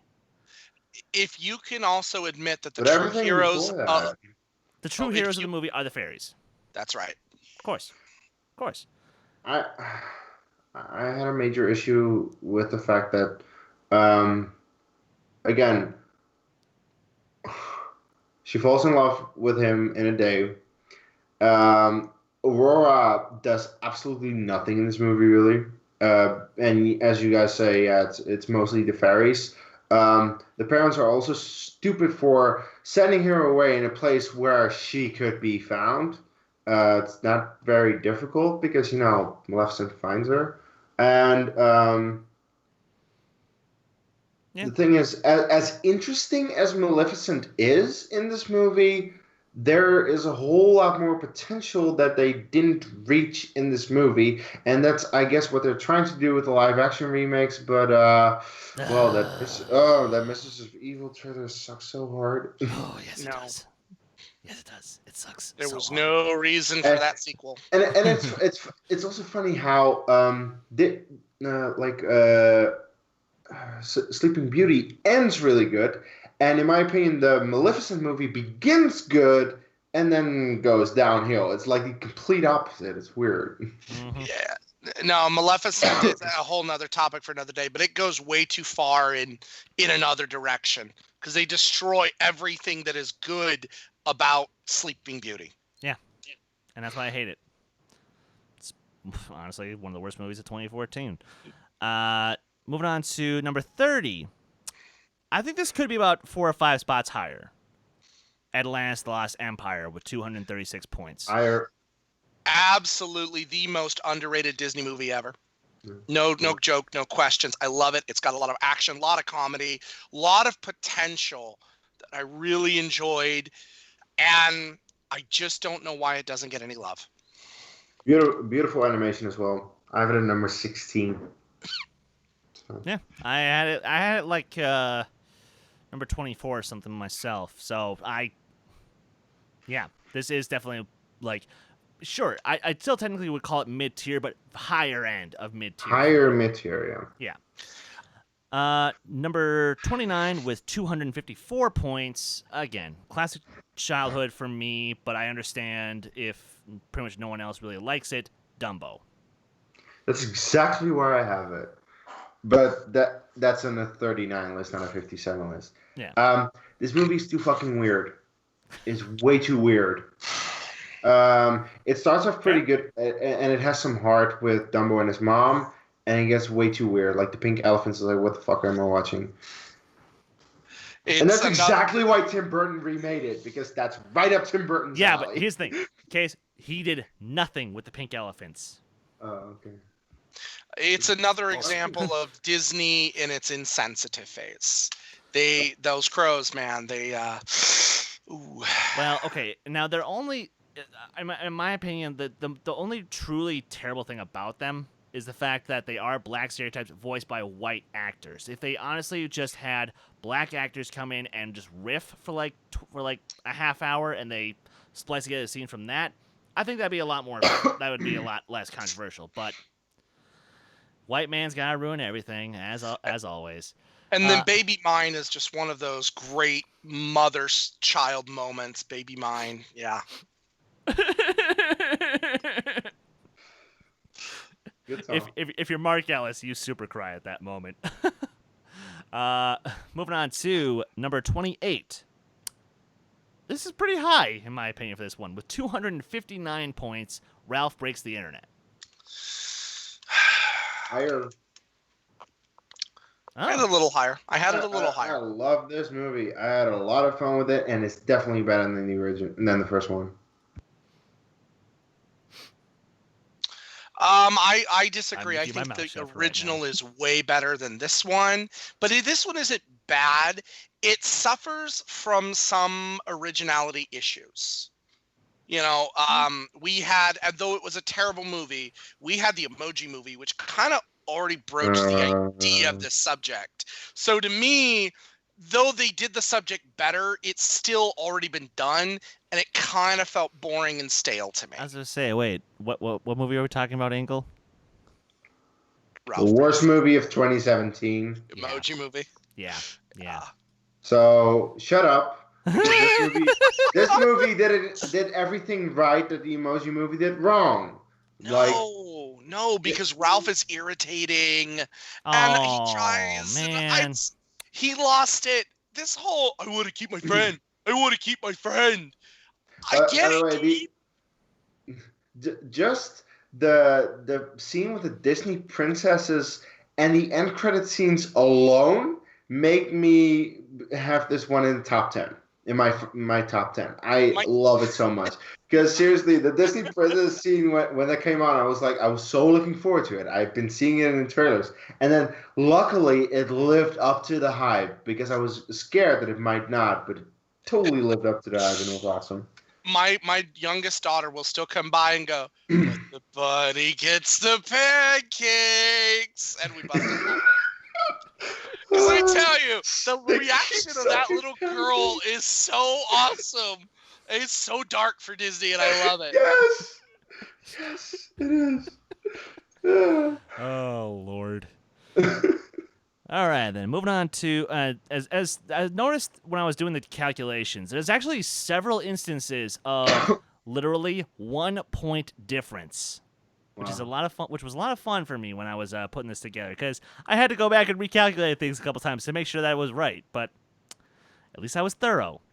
Yes. And coming in at number 27 with 260. Again, guilty pleasure of mine, The Jungle Book. Right at the mid tier. That seems about right, you know.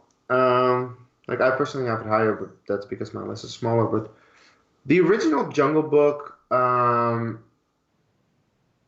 has decent animation, has extremely iconic songs and characters that everyone remembers. And like I personally think the live action one is better because it improved upon a lot of flaws that the original had. But still, the animated one, because it's been adapted a whole lot of times. But that animated one, I think, it's good. You know, it works as a movie. And as I said, some very iconic stuff that everyone remembers, like the songs. Yeah. And, you know, I grew up with this one, and I love the character of Shere Khan. I love Ka. I love Trust in Me. You know, and Baloo and Bare Necessities are fucking great. And, of course, yes, you know, hot take here, guys. Hot take. Oh, dear. I Want to Be Like You is in my top 10 of Disney songs of all time. Oh, yeah. Agreed. Yay! That song is awesome. It is great. Like, seriously, that song will often just get stuck in my head. And then I'm like, I need to listen to this because it's great. Hell yeah. Moving on to number 26 with 269 points. The film that started it all, 1937, Snow White and the Seven Dwarfs. I think this is perfect for it. Too darn high. Bite me. Oh! Too darn high. Bite me. Oh, but no, sir. Bite me. This movie is sensitive and it's dated as hell. Yes, I agree with that. This is my second least favorite princess movie, and Wow. and we will get to my least favorite at some point.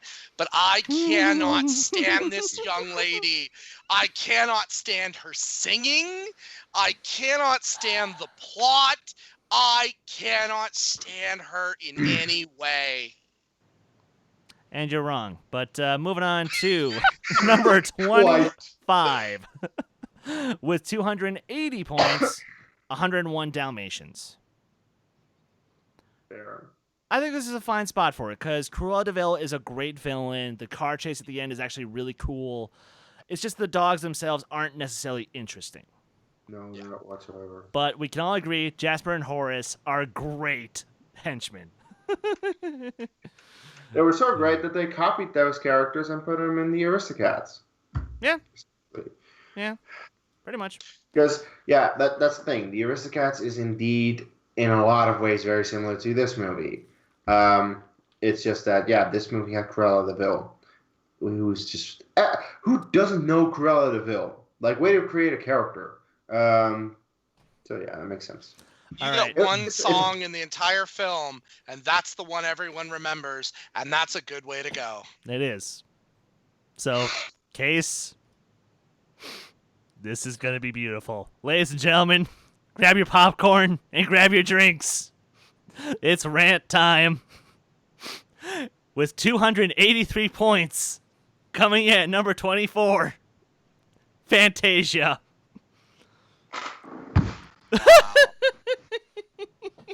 Whoa. What the... Wow. So I'll be honest. It's right. I had it a little bit higher.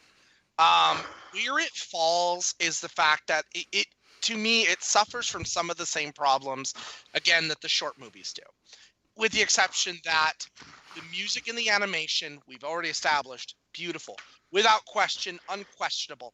But we don't get any connectivity with our characters. We don't have any. Although the Chernabog, one of my favorite characters, period. I love the Chernabog. I love that whole sequence. That is amazing. But there's no connectivity. I lose track of. Who gives a fuck that there's no connectivity? Oh, why? What is the No, point of telling the story if it doesn't connect from beginning to end? It That's- doesn't matter. that's not the point of it. Shit. That's not the point of it. No, it was to be experimental, but if you can be experimental, you can also tell a story too. You can do that. Let Case have this. No. But every single short they do tells a story.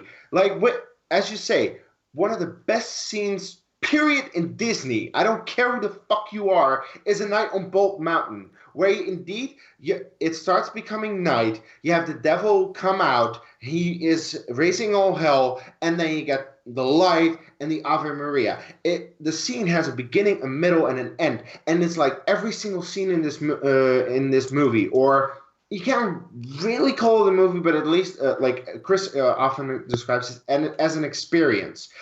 Every single scene has a story to tell with a beginning, a middle, and end. Everyone remembers The Sorcerer's Apprentice, A Night on Bolt Mountain. All these, like, seriously, all the shorts in this experience have a story to tell, and in a way, it reinvented the music. Just having a musical score in a film, like the way that this used it, and the way that the composer at the beginning of the movie describes it. Like, you have several levels where sometimes a musical piece already exists and they animated something to that, or the other way around, something is animated, there's a story to tell, and they added music to that. And it's so goddamn brilliant that I enjoy it every single time that I watch it. I have watched it so many times already when I was a kid, and I still rewatch it every couple of months just to put it on, because I just like to have sometimes movies on with music, and yeah. This is the music movie, essentially. The animation for fucking 1940 still holds up so well. And they do a couple of different things throughout that I'm like, this movie is gorgeous. It is, like, or at least the experience, as you would call. Yes, And I'm like, yes, it might not be a movie, and that's why you maybe criticize it. But fuck you if you don't recognize the brilliance of what this thing is, what the experience of Fantasia is. I don't get this. I don't fucking get this. Fantasia's my number 4. What the fuck is wrong with these fucking people? It's my number 2. This is Oh. honestly, this is some of the best animation in the history of animation. This is some of the best music in the history of music, and the fact that it's combined so perfectly and it works. What are you people not fucking understanding? What are you people not fucking understanding? I don't get it. What? Yeah. What I also love about this is that not like it has a short about Greek mythology and gods and stuff, and in the same thing they have something about the dinosaurs. And before that starts, they actually explain that this is what science believed to be true in a time that wasn't a big thing yet, and it was still very much like religion is everything. They already did the explanation of the beginning of the earth, having the dinosaurs, and then the dinosaurs becoming extinct. That is just so fucking far ahead of its time that I like, this is goddamn brilliant. What are you not getting about why this movie is so fucking a masterpiece? I don't get I don't get it either. People, I don't get it. Also, what I don't get is why, again, you want and here now, Ingle, you mentioned underrated for Atlantis. Right. Yes, it is one of the most underrated. But in my opinion, this is the most underrated film in the entire Disney canon. At number 23 with 286 points, The Rescuers Down Under. Dear Jesus. Now, why is it the most underrated? Think about when it came out. These are the movies that came out between it. Little Mermaid, Beauty and the Beast, Aladdin, and The Lion King. It's the redhead stepchild that everybody forgets about because, it doesn't have a princess, so it's not good. Oh, it doesn't have any songs, so it's not good. Oh, it doesn't have a cool villain, so it's not. Fuck you. Percival C. McLeach is one of the best villains in the entire Disney canon. What is amazing about this is you have a par at best original movie that this is a sequel to. And Disney at that point had never done sequels in animation. It hadn't been done. And so we get, was it 1990 that it came out? 1990. We get 1990 where we get this movie with, first of all, in Australia. Again, something we really hadn't seen much of. And then you've got this beautiful animation, this beautiful score. Your main characters were actually improved. And then your side characters, awesome. Was it Wilbur? Wilbur the albatross, Jake the Australian mouse. Yeah. Love that. John Candy being John Candy, and I love it. Amazing film this is. And then, yes, one of the best villains that never gets talked about is McLeach and Joanna. We must never forget Joanna and give her eggs. Exactly. And also, just want to quickly say, I think, in my opinion, the best proposal scene in any Disney film. So, quick spoiler alert for Rescuers Down Under. So, it's the obviously sequel to The Rescuers. Bernard and Miss Bianca, they've been dating now for a while, as they should be, because they're a cute couple. And this whole entire film, Bernard's just trying to pop the question to her. So, literally, at the end of the movie, after they have this big epic adventure on top of a waterfall, and they fall over, but then they get saved by this giant fucking eagle. They're flying off. And Bernard just literally is like, he stops the movie. He's like, okay, listen, stop. Before anything else happens, Miss Bianca, will you marry me? It's beautiful. It's awesome. But, yeah, so what the hell, people? And moving on to number 22. Okay. I have this film personally much higher, but this is the perfect spot for it. With 301 points, The Great Mouse Detective. Oh, I have some lower. I had it a little lower, but it is a personal favorite of mine. I absolutely love Sherlock Holmes. Anything Sherlock Holmes, I'm adored with it. This was the first book I learned to read. My grandparents got me a picture book. It was one of those thicker Disney books with the whole story, and I learned to read with this story. And I had never seen the movie, so I had learned the movie, a little backwards. But when I watched this movie, I mean, it also, you want to talk about villains with cheese. Pardon the mouse pun. Pardon the rat pun, yes. You got Ratigan. Professor Ratigan, Dude. played by the incredibly cheesy, but we love him anyway, Vincent Price. I mean, I absolutely love this. It is campy. It's beautiful. And then it's not just a retelling or remaking of Sherlock Holmes. It's actually in the Sherlock Holmes universe because they have the incomparable Basil Rathbone's recordings. You hear him talking in the apartment above where Basil lives. Those are the kinds of details that make this a fun film to have. Exactly. It's great. I don't care for it. Coming in at number 21 with 315 points, Robin Hood. Speaking of animals. Wait, what place is it? 21. It's very fair. I'd say a little higher for me personally. No, I think that's very fair, considering that some people do hate this movie, which I still don't really get. Well, and it's simply just because Disney at the time, again, budget was a little bit short, so they had to reuse. They reuse animation. But that rotoscoping thing they did, and I love the heroes and the villains, and the songs are so folksy, and I love it because actually climax, is perfection. One of the things people don't realize about this film was that it was not supposed to be set in England. It was originally going to be a Western. It was that is why if you listen to the sheriff's got a kind of a Southern twang to him, and it's a more folksy soundtrack, and they play with that. But I don't know why they made it England. Probably again because of the rotoscoping and stuff like that. But still fun, great film. I absolutely love every time Little John is on screen dressed in something, because you never know what's going to happen, and I enjoy it. Yep. And coming in at number 20, we are now at the top tier of the list. With 323 points, we have Alice in Wonderland. Yes. Lower. I think this is the perfect spot for it. I didn't care. Because not everybody connects with how crazy it is. And yes, this movie is bonkers from minute one, and that's why I love it. That's why I didn't like it. And that's fair. Because you know what? Sometimes you want a little bit of sanity. Sometimes you want a little bit of clarity, and when you don't get it, it doesn't necessarily satisfy you. That's like me with actually, Kees, that's like us with Gravity. It's just too much chaos throughout the entire film. But Alice in Wonderland, I think, because it's a lot shorter than Gravity, that's why it still works for me. It's not that much shorter. Like maybe 10 or 20 minutes, that's it. Gravity's short. This is only actually an hour long. Yeah. Just a hair over. Alice is just a hair over an hour long. Like 66 minutes, something like that. Something like that, yeah.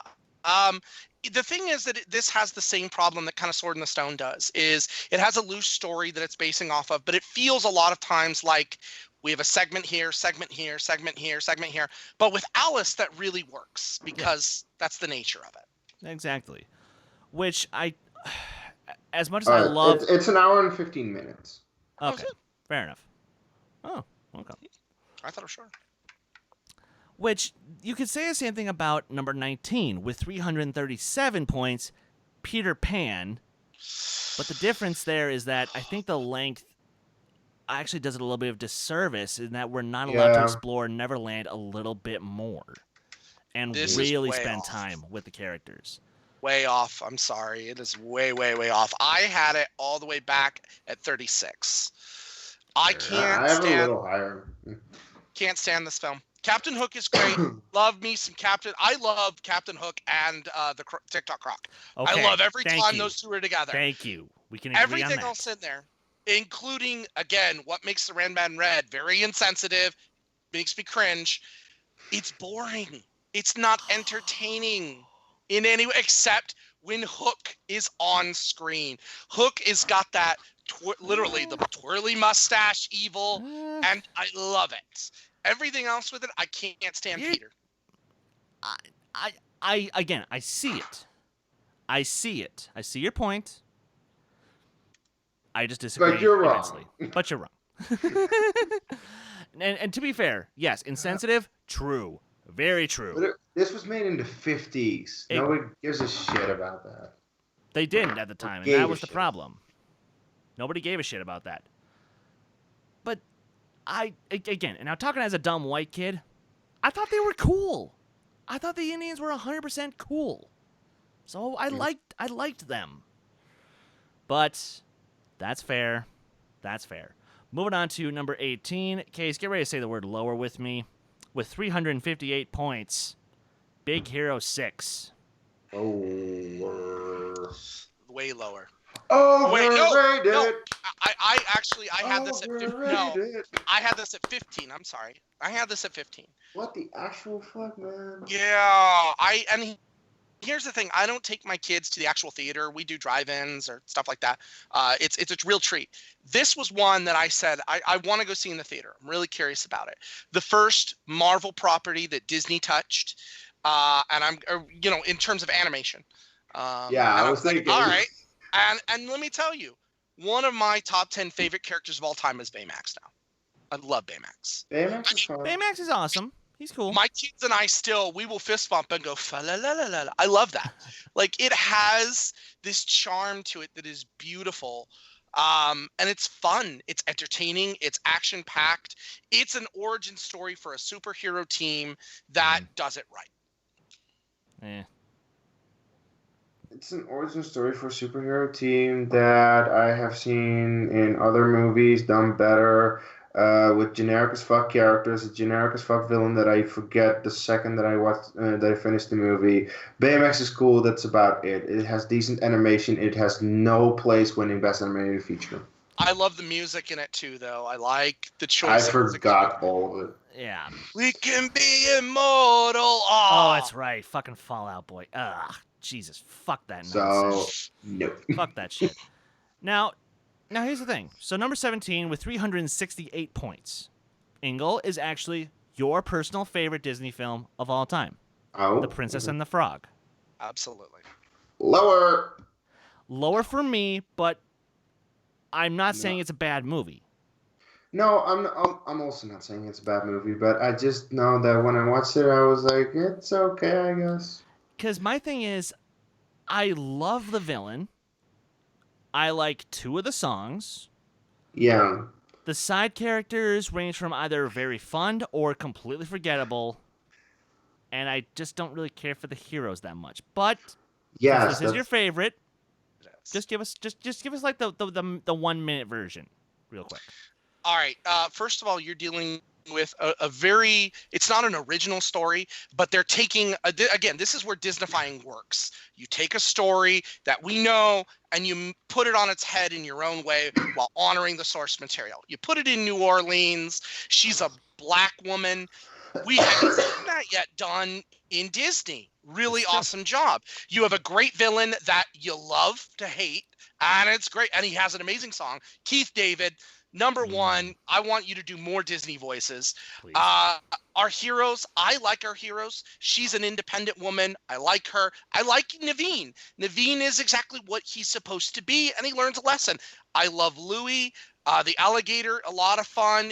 Mama Odie, Ray's death scene. Sorry, spoilers for a movie that's been out over 10 years. I love Ray. Alan Cumming. Yeah, the music, there's no music in there that I hate. All of it has got that Zydeco feel. It's beautiful. It's got relatability and then popularity. You can't deny it's got popularity to it in terms of kids. And, I've been to Disneyland. I have not got to meet Tiana or Louis, but I have met the Shadow Man, and I called him out on how bad a jerk he was, and I loved it. And with that, we'll move on to number 16. Everybody, get ready to say the word lower with me. With 394 votes, Hercules. Lower. What place are we at? Number 16. That's actually Lower. right about where I had it. I had him at 17. I had him at 17. He didn't. Because he didn't get out of the bottom 20. For me, James Woods carries that film. He's Best part of the movie. the best part of the movie. Yeah. But here's the problem. The art direction in combination with the soundtrack and in combination with the story itself, it's way too many tones trying to clash on top of each other. It's a complete mishmash that doesn't work. It does. Yeah, Well, the reason why it's so low for me is it does the opposite of what Princess and the Frog does. Princess and the Frog was able to take a story we liked and make it its own and respect it. Hercules, you took one of the darkest chapters in Greek mythology and made it happy and preppy. Doesn't quite work for me. Yeah. But I love the film because our villain keeps me coming back. And overall, Go the Distance. I love it. Very inspirational song. Good job. I disagree. I don't give two shits about any of the songs in this movie, and I, honest to God, don't remember. I don't understand why people say, "Oh, this is very underrated. A lot of great songs." And I'm like which? Honestly, I don't know what people see in these songs. I don't care for them.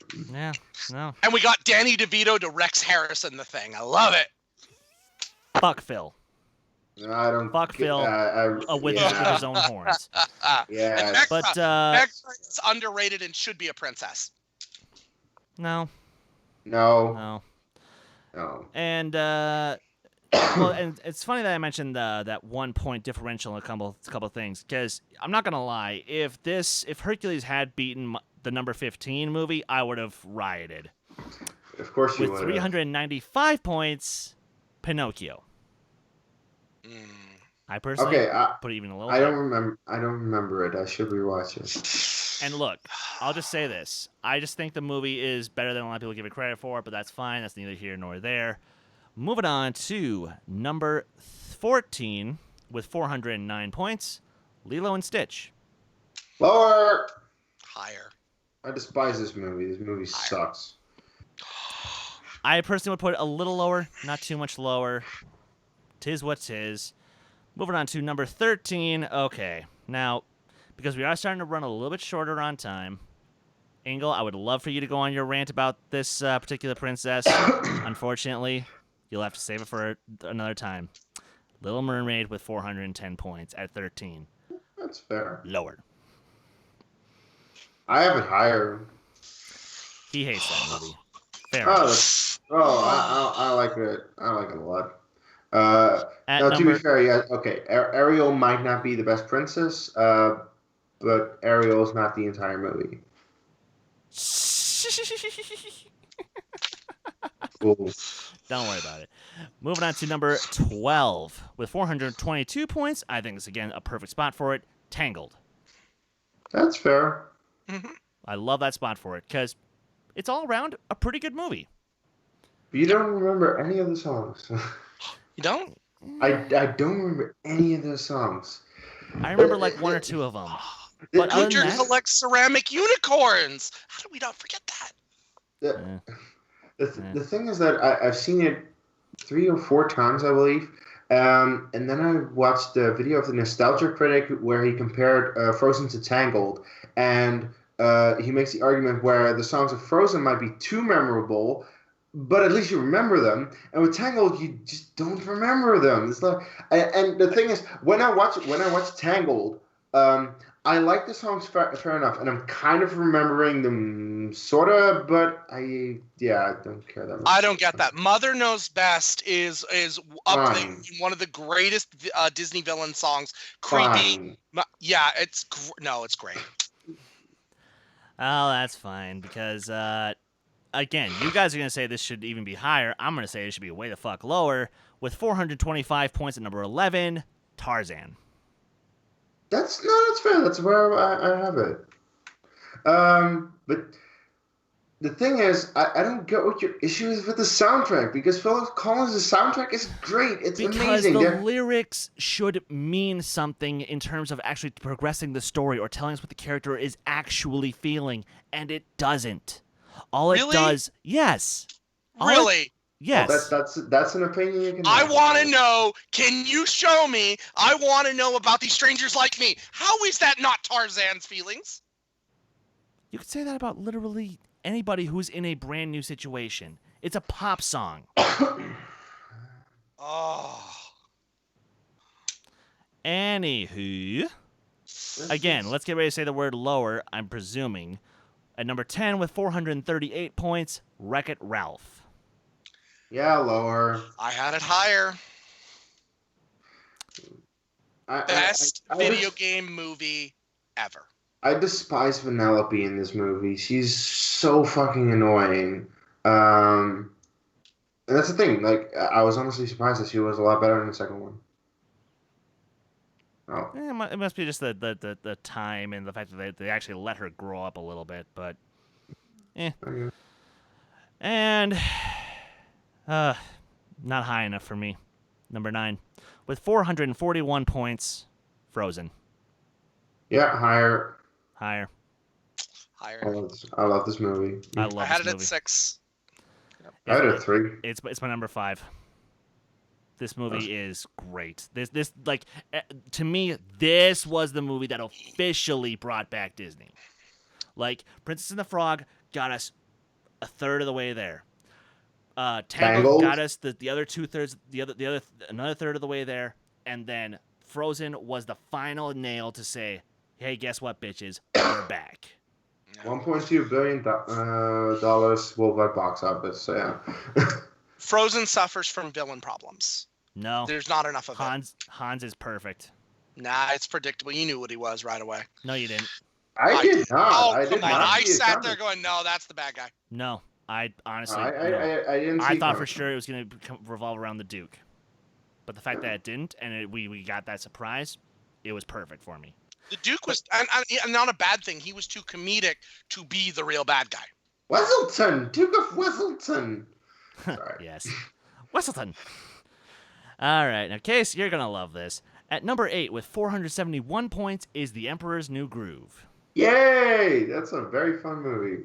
I had this about 20 spots lower, but trust me, it's still a great movie. It's just not one I go back to as often. I do rewatch it, and it's very entertaining. And that's the difference. Like, because if this movie makes me laugh still quite a lot. Because, come on, Eartha Kitt and Patrick Warburton as your villains? Yes. I would love yes. to just sit and hear, like we hear the Robin Williams outtakes from Aladdin. I would love to hear the outtakes between those two. Yes, it would be amazing. Now, I'm very happy with where this wound up because I was worried that number 7 was going to wind up a lot lower, but thank God. With 484 points, here it is, Zootopia. Nice. Yes. That's good. I have it higher even, but that's such a good movie. I do have it higher myself, but I'm not complaining because this movie is fucking great. Yeah. I had it lower, but again, it suffers from villain problems. I predicted the villain right away. It's nothing I like. But I do love Judy Hopps. I love Nick Wilde. They're a great buddy cop pair. And I fits. ship it. And I mean, And then Dash. That ending with Dash is one of the best Flash. things ever. Or Flash, sorry. Flash, 100-yard dash. Yeah. But pulling him over, I laughed so hard at that ending. That was Nick. Dude, this movie's great. And any time a Disney film can successfully reference The Godfather and get away with it, Oh, that yes. is my book. Mr. Big. Oh my god. God. That's so. And that's the thing. I don't even like The Godfather, but that spoof is just great. It was. Now, and then we have, for number 6 with 497 points, the movie that didn't win Best Animated Feature the year that Zootopia did, Moana. I'm not gonna fight the spot. No, I'm just against the fact that Zootopia is lower than Moana because Zootopia is better, but I do like Moana a lot. Moana's my number 2. Wow. I love it. I really enjoy Maui, and actually, You're Welcome is one of my guilty pleasures. I love You're Welcome. Oh, what's guilty about it? It's a great There's song. nothing guilty about that song. It's great. Yeah. But again, where it suffers in is villain problems. Tamatoa Yes. is out of everything in this, and I can't stand Tamatoa. Yes. Crap, I had something. But honestly, Moana is top 5 Disney protagonists. Yeah. Absolutely. Granted, she's been number 5 in that department, but yeah.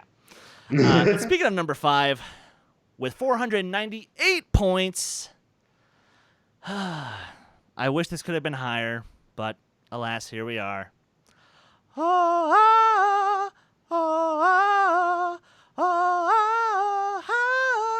Hunchback of Notre Dame.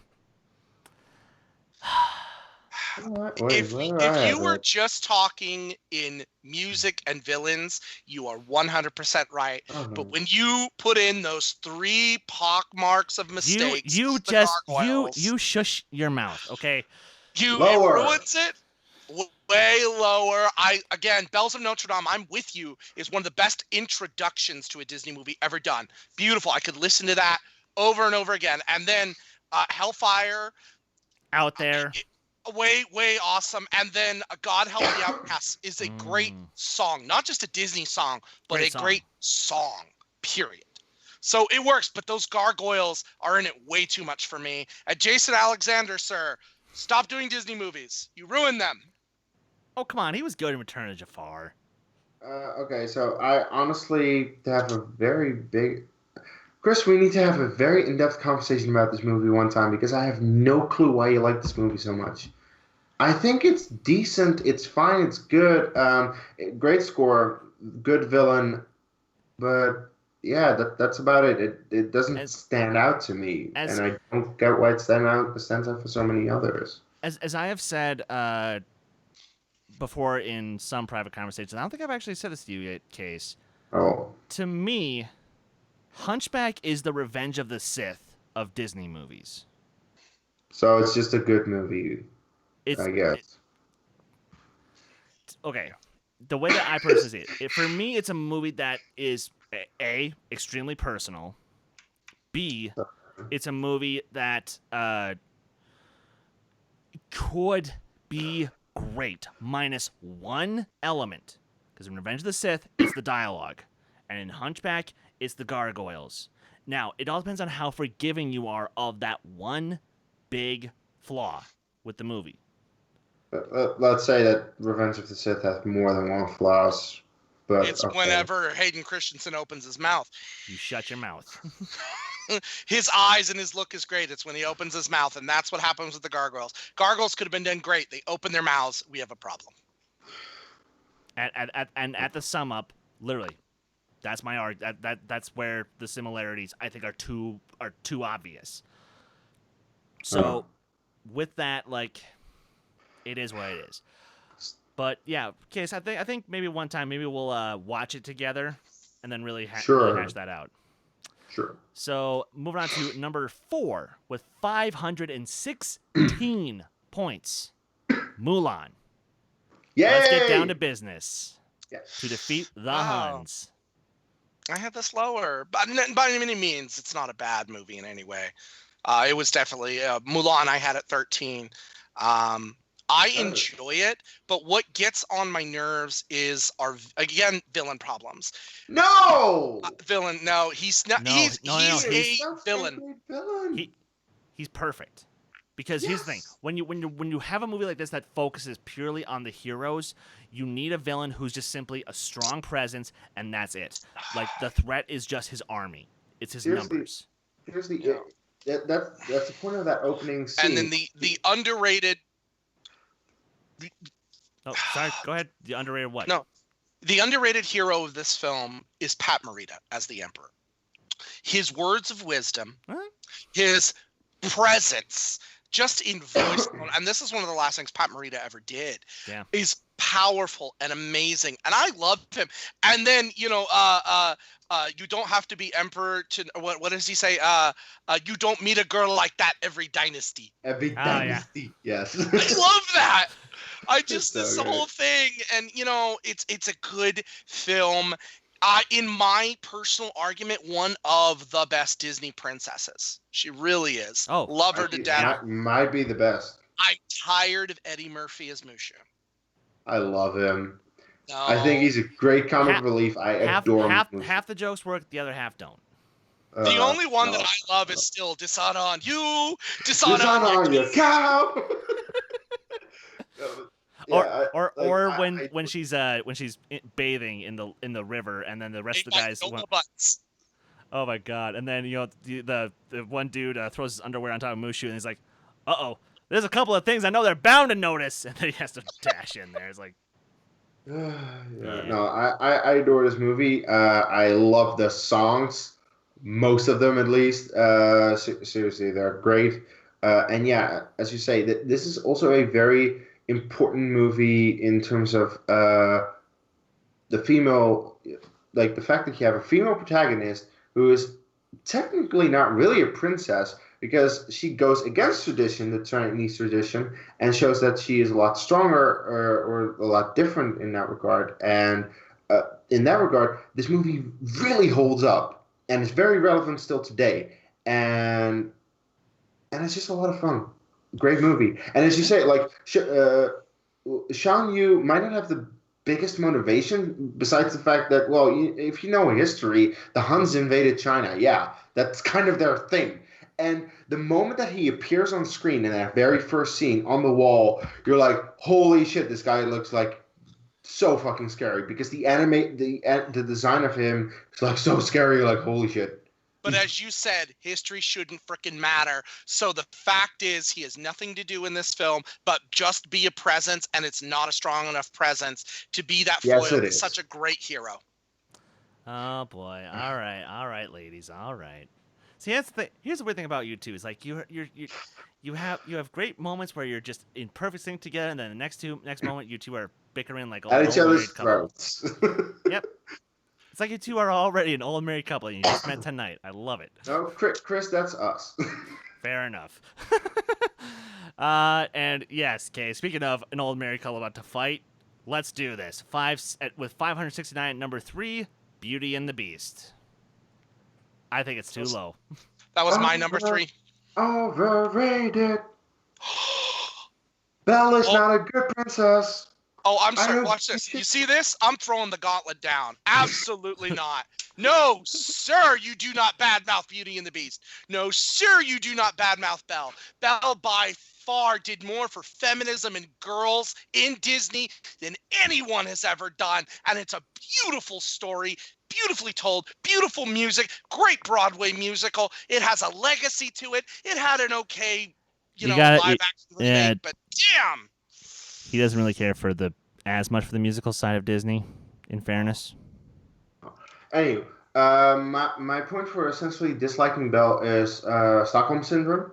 Like, she gets captured by a hideous beast that is very mean to her dad, and just because he shows her a great library, she's like, oh, I love you, I want to marry you. She wants more than this provincial life. She's intellectual, but what does she settle for? She settles for a king in a castle. Okay. Very, like, cool. That really, that's your higher idea of having a better life than what you had. Cool, okay. Awesome. It is a great film. No, it's a great film. The only problem I have with this really is the ending to it. I'm not a huge fan of the straight happily ever after ending. It's too good. No, here's how I will give you my 20-second how this should have ended, okay? Plain and simple. He should have died, and she should have still confessed her love, and in protecting her, it released the curse from the rest of the castle, but he still died. And then we see a few years later where she's a teacher in the village, and she's telling the story, and we see, like, Chip and his family, and the legacy continues on as her as a storyteller, and she's important to the community. That is the kind of happy ending I would have wanted. The Beast and her together doesn't work for me. And yeah, that's the thing. Suddenly she's an intellectual in that version instead of, oh, I'm just going to be a princess in a castle to a prince. Cool, awesome, yeah. I think I'm just going to move on. I think, like, still it's a good movie, good animation, good songs, and that's about it. I'm just going to move on to the obvious number 2 with 605 points, Aladdin. Yep. That makes me very happy because then I know what the number 1 is. Aladdin was my 4. Love Aladdin. Aladdin was my 11. Granted, I love Aladdin. It's a great movie. Great It's movie. a great movie. Great villain. I have it a little lower. You but know, that's about Robin Williams was a comedic genius, and I'm glad that they kept they animated to his riffing. I love most of the songs. Yeah. But I am so pissed. I am so unbelievably pissed at the simple fact that all of you sheep, all of you damn sheep who just assume, oh, this is the best movie of all time and there's no flaws with it whatsoever. And now let's make something perfectly clear here, guys. Number one with a total of 660 points. I love this movie, but it is flawed as fuck. Yeah. The Lion King. I had The Lion King at 10, and I know your feelings, and it has flaws, and they all revolve around Simba.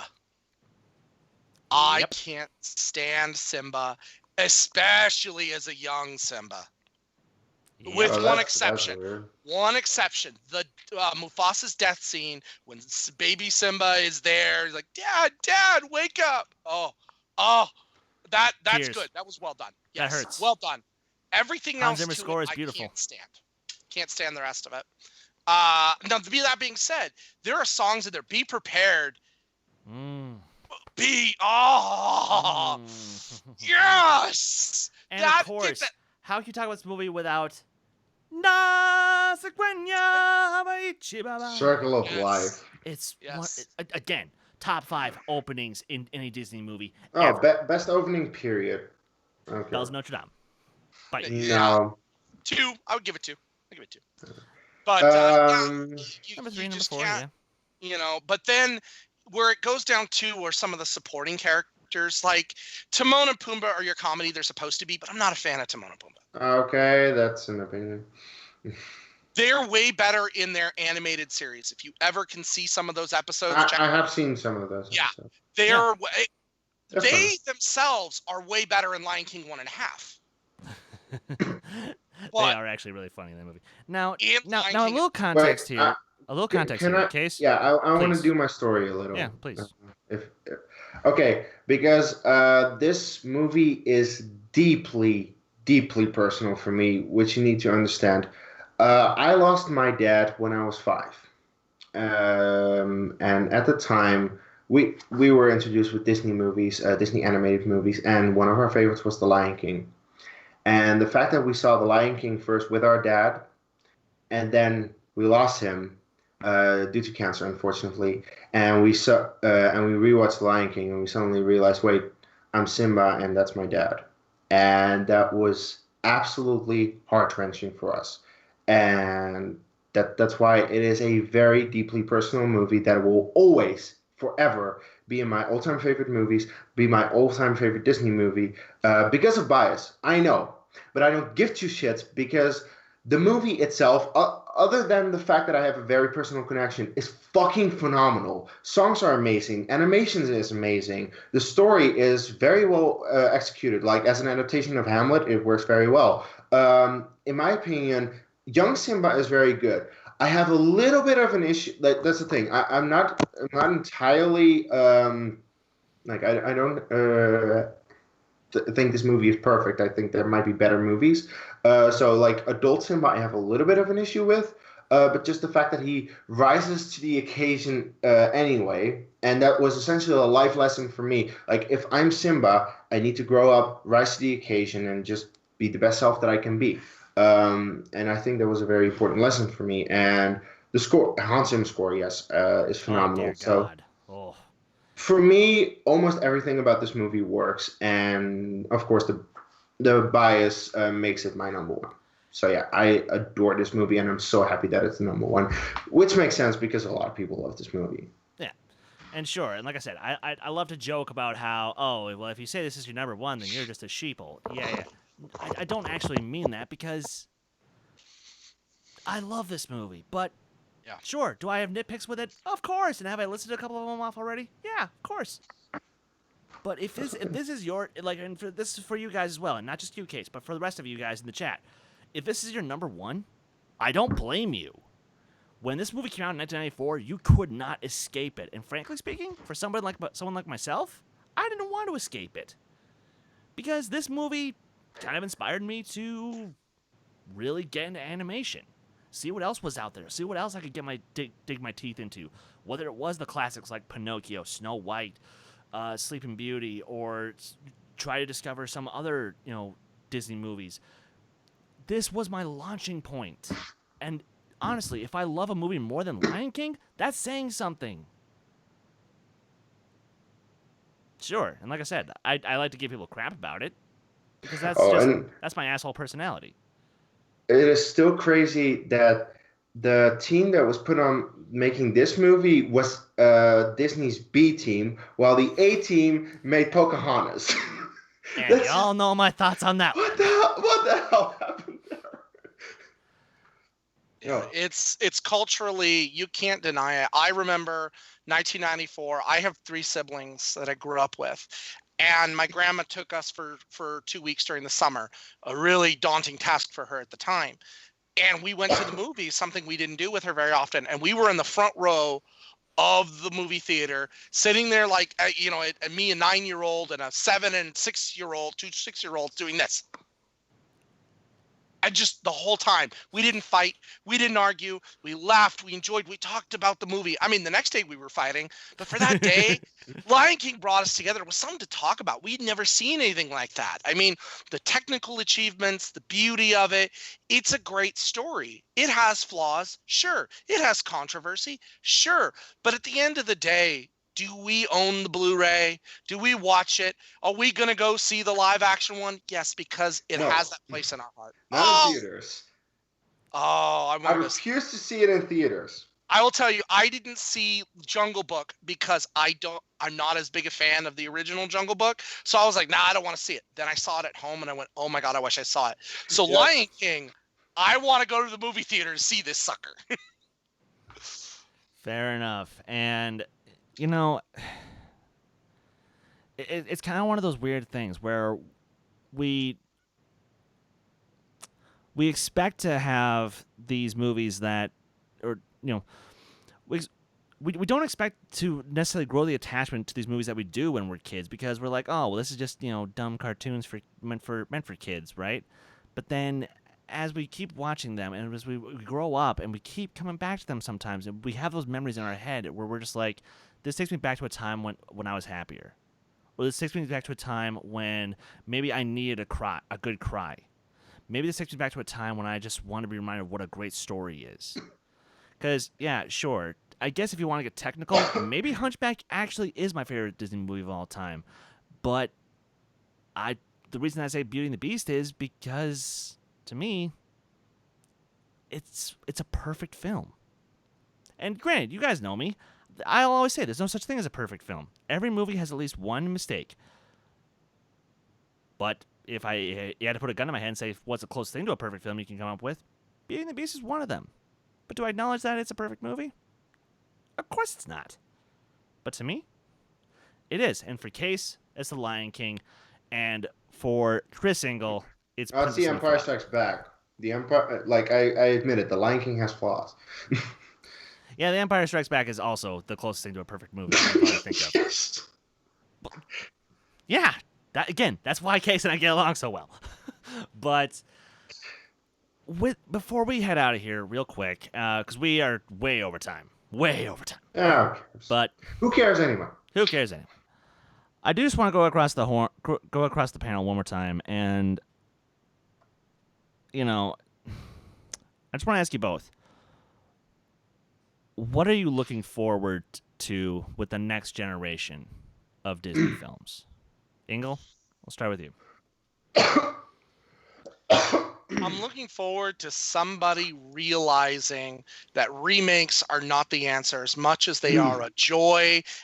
I want originality back. Bring me an original story that I like. And if you decide to do something that's not an original property, fine, make it original. Do a Princess and the Frog. Do something that is both a good story and indicative of what Disney can do, not what you think you should do to fill the seats. I love that answer. Kees? Yeah, I'm also kind of done with the remake bandwagon that they've been on, because honestly, not a lot of people are huge fans of those remakes. Maybe it did. That's the thing. We still need to really see the influence that they have on the younger generation. But in terms of like the original films exist, and most of them hold up, especially the ones that are remaking. So please stop remaking your most popular shit just to cash in easy money. You don't need that. You're fucking Disney. You have Avengers Endgame almost making $3 billion. If you want to remake movies, make the smaller ones that are lesser known. Try to make those known because, like, as Chris, one of Chris's favorites or most underrated ones is the Black Cauldron, and it's like movies like that need a remake, like where they really can reimagine the story, make sure that it's a good movie that everyone can like, so that it gets the exposure it should. And if you want the original stuff, go with your animation. They've been doing very well. Like Zootopia, Moana, Wreck-It Ralph now has a sequel, Frozen. They're doing well with those. So it's like we really are in a very good age of Disney again now in the 2010s. And I hope that they continue that in the 2020s because it clearly shows that they have talent and they can make original properties. So continue with that in terms of animation, making good original movies because they can do that. And stop remaking your shit that is so beloved. Like it's like if they remade Frozen. Why the fuck are you doing this? This movie came out 6 years ago. Why are you remaking it? Because money. Well, Kees, as the Tom and Jerry movie once delicately put it, We know. we've got to have money. Also, voiced by Tony J, the voice of Frollo. Yay! Now, what I'll say is, yeah. I've been banging this drum for the better part of 2 years now. The only Disney remake I want is the Black Cauldron, and I don't mean the Black Cauldron specifically the movie. I mean Disney. I want you to grow the balls to adapt all 5 Chronicles of Prydain books, because I think if you honestly do it, that can be your Lord of the Rings, your high concept fantasy epic that you shoot back to back to back to back to back, and you cast like a Tom Holland-like actor. Don't necessarily cast him because I don't think he'd be great for the role, but a young actor like him who has a lot of chops and can do a lot of the action that's required. And you could, there's so many great things you could do with that story. They need to do with that what they started to do with the Chronicles of Narnia. With Narnia, yeah. They started it and they dropped the ball and then just gave up. Which, that pisses me off so much because those first 2 movies are really good. Caspian's. I go to bat for it. I go to bat for it. But that first one, we're in agreement. That first one is a perfect indication of what the book had, what the story is. There's no messing around, no fussing. And Liam Neeson, once again, is God. Literally. And, and as Kees mentioned, you guys are killing it in the animation department because Frozen, it's getting a sequel, and I'm actually really excited for it. I'm excited to see where they can go with it. Zootopia, I want them to expand further on that mythology because, honestly, I love those characters. I love that setting. Hell, if they wanted to expand, you know what, I would take a Big Hero 7 kind of thing. I would come back to that world if I knew I was getting a better story, because sure, you had the boring origin story, but if you expand on it and actually put the characters through some shit, I'd be interested to come back. So hint, no spoilers. Play Kingdom Hearts 3. Okay. Hint, no spoilers. I promise you. Play Kingdom Hearts 3. You motherfucker. Okay. I will keep that in mind. And hell, honestly, now this is gonna sound strange. But if you are going to have to keep doing this stupid adapting and remaking stuff, then what you need to do is a Kingdom Hearts TV show. Ooh. I'd be down for that. That's the kind of cash grabbing I can get behind. By the same guys who do like Star Wars Rebels. Yes. Yes. Yes, I would do that. Definitely. Or do it in the style of Resistance, which would make me even happier. And get with the program, Disney. Let Sora be in Kingdom Hearts, or let Sora be in Smash Brothers. Just let it happen. Just lay down and let it happen. Yes. Just lay down. Please. Okay. Please. Willie Oathkeeper. Anyway, so guys, with that, thank you for tuning in to this week's episode of the Who Cares Anyway podcast. We are so glad that you all decided to tune in for this crazy hell of a night that we've had. And what a list. And we disagree with pretty much most of the spots, but you know what? This was a lot of fun. And seriously, called having an opinion. yeah, but that's the thing. Guys, to everyone who contributed to the list, thank you from the fucking bottom of my heart. Thank you so much. And Chris Ingle, one of the contributors and our guest on the show tonight, where can the good folks find you online? Well, you could follow and watch the movie Trivia Face-Off, any matches I come into, or you can follow me on Twitter at CIngle1984. Woohoo! Kees, where can the good folks find you online? At Dutch Movie Guy on Twitter, Kees Cornelisse on Facebook and Letterboxd, and hosting our reaction to Paul versus Dan, which is a crazy reaction. You should check it out. And then, next week, of course, reactions to the Comic-Con matches. That's going to be awesome. So look forward to that. Hell yes, brother. And you guys can follow me on Twitter, Instagram, Stardust, Letterboxd, and Discord at Skywalker Dohmen. You guys can follow this very channel on Twitter and Instagram at D2A Channel. Please like our Facebook page.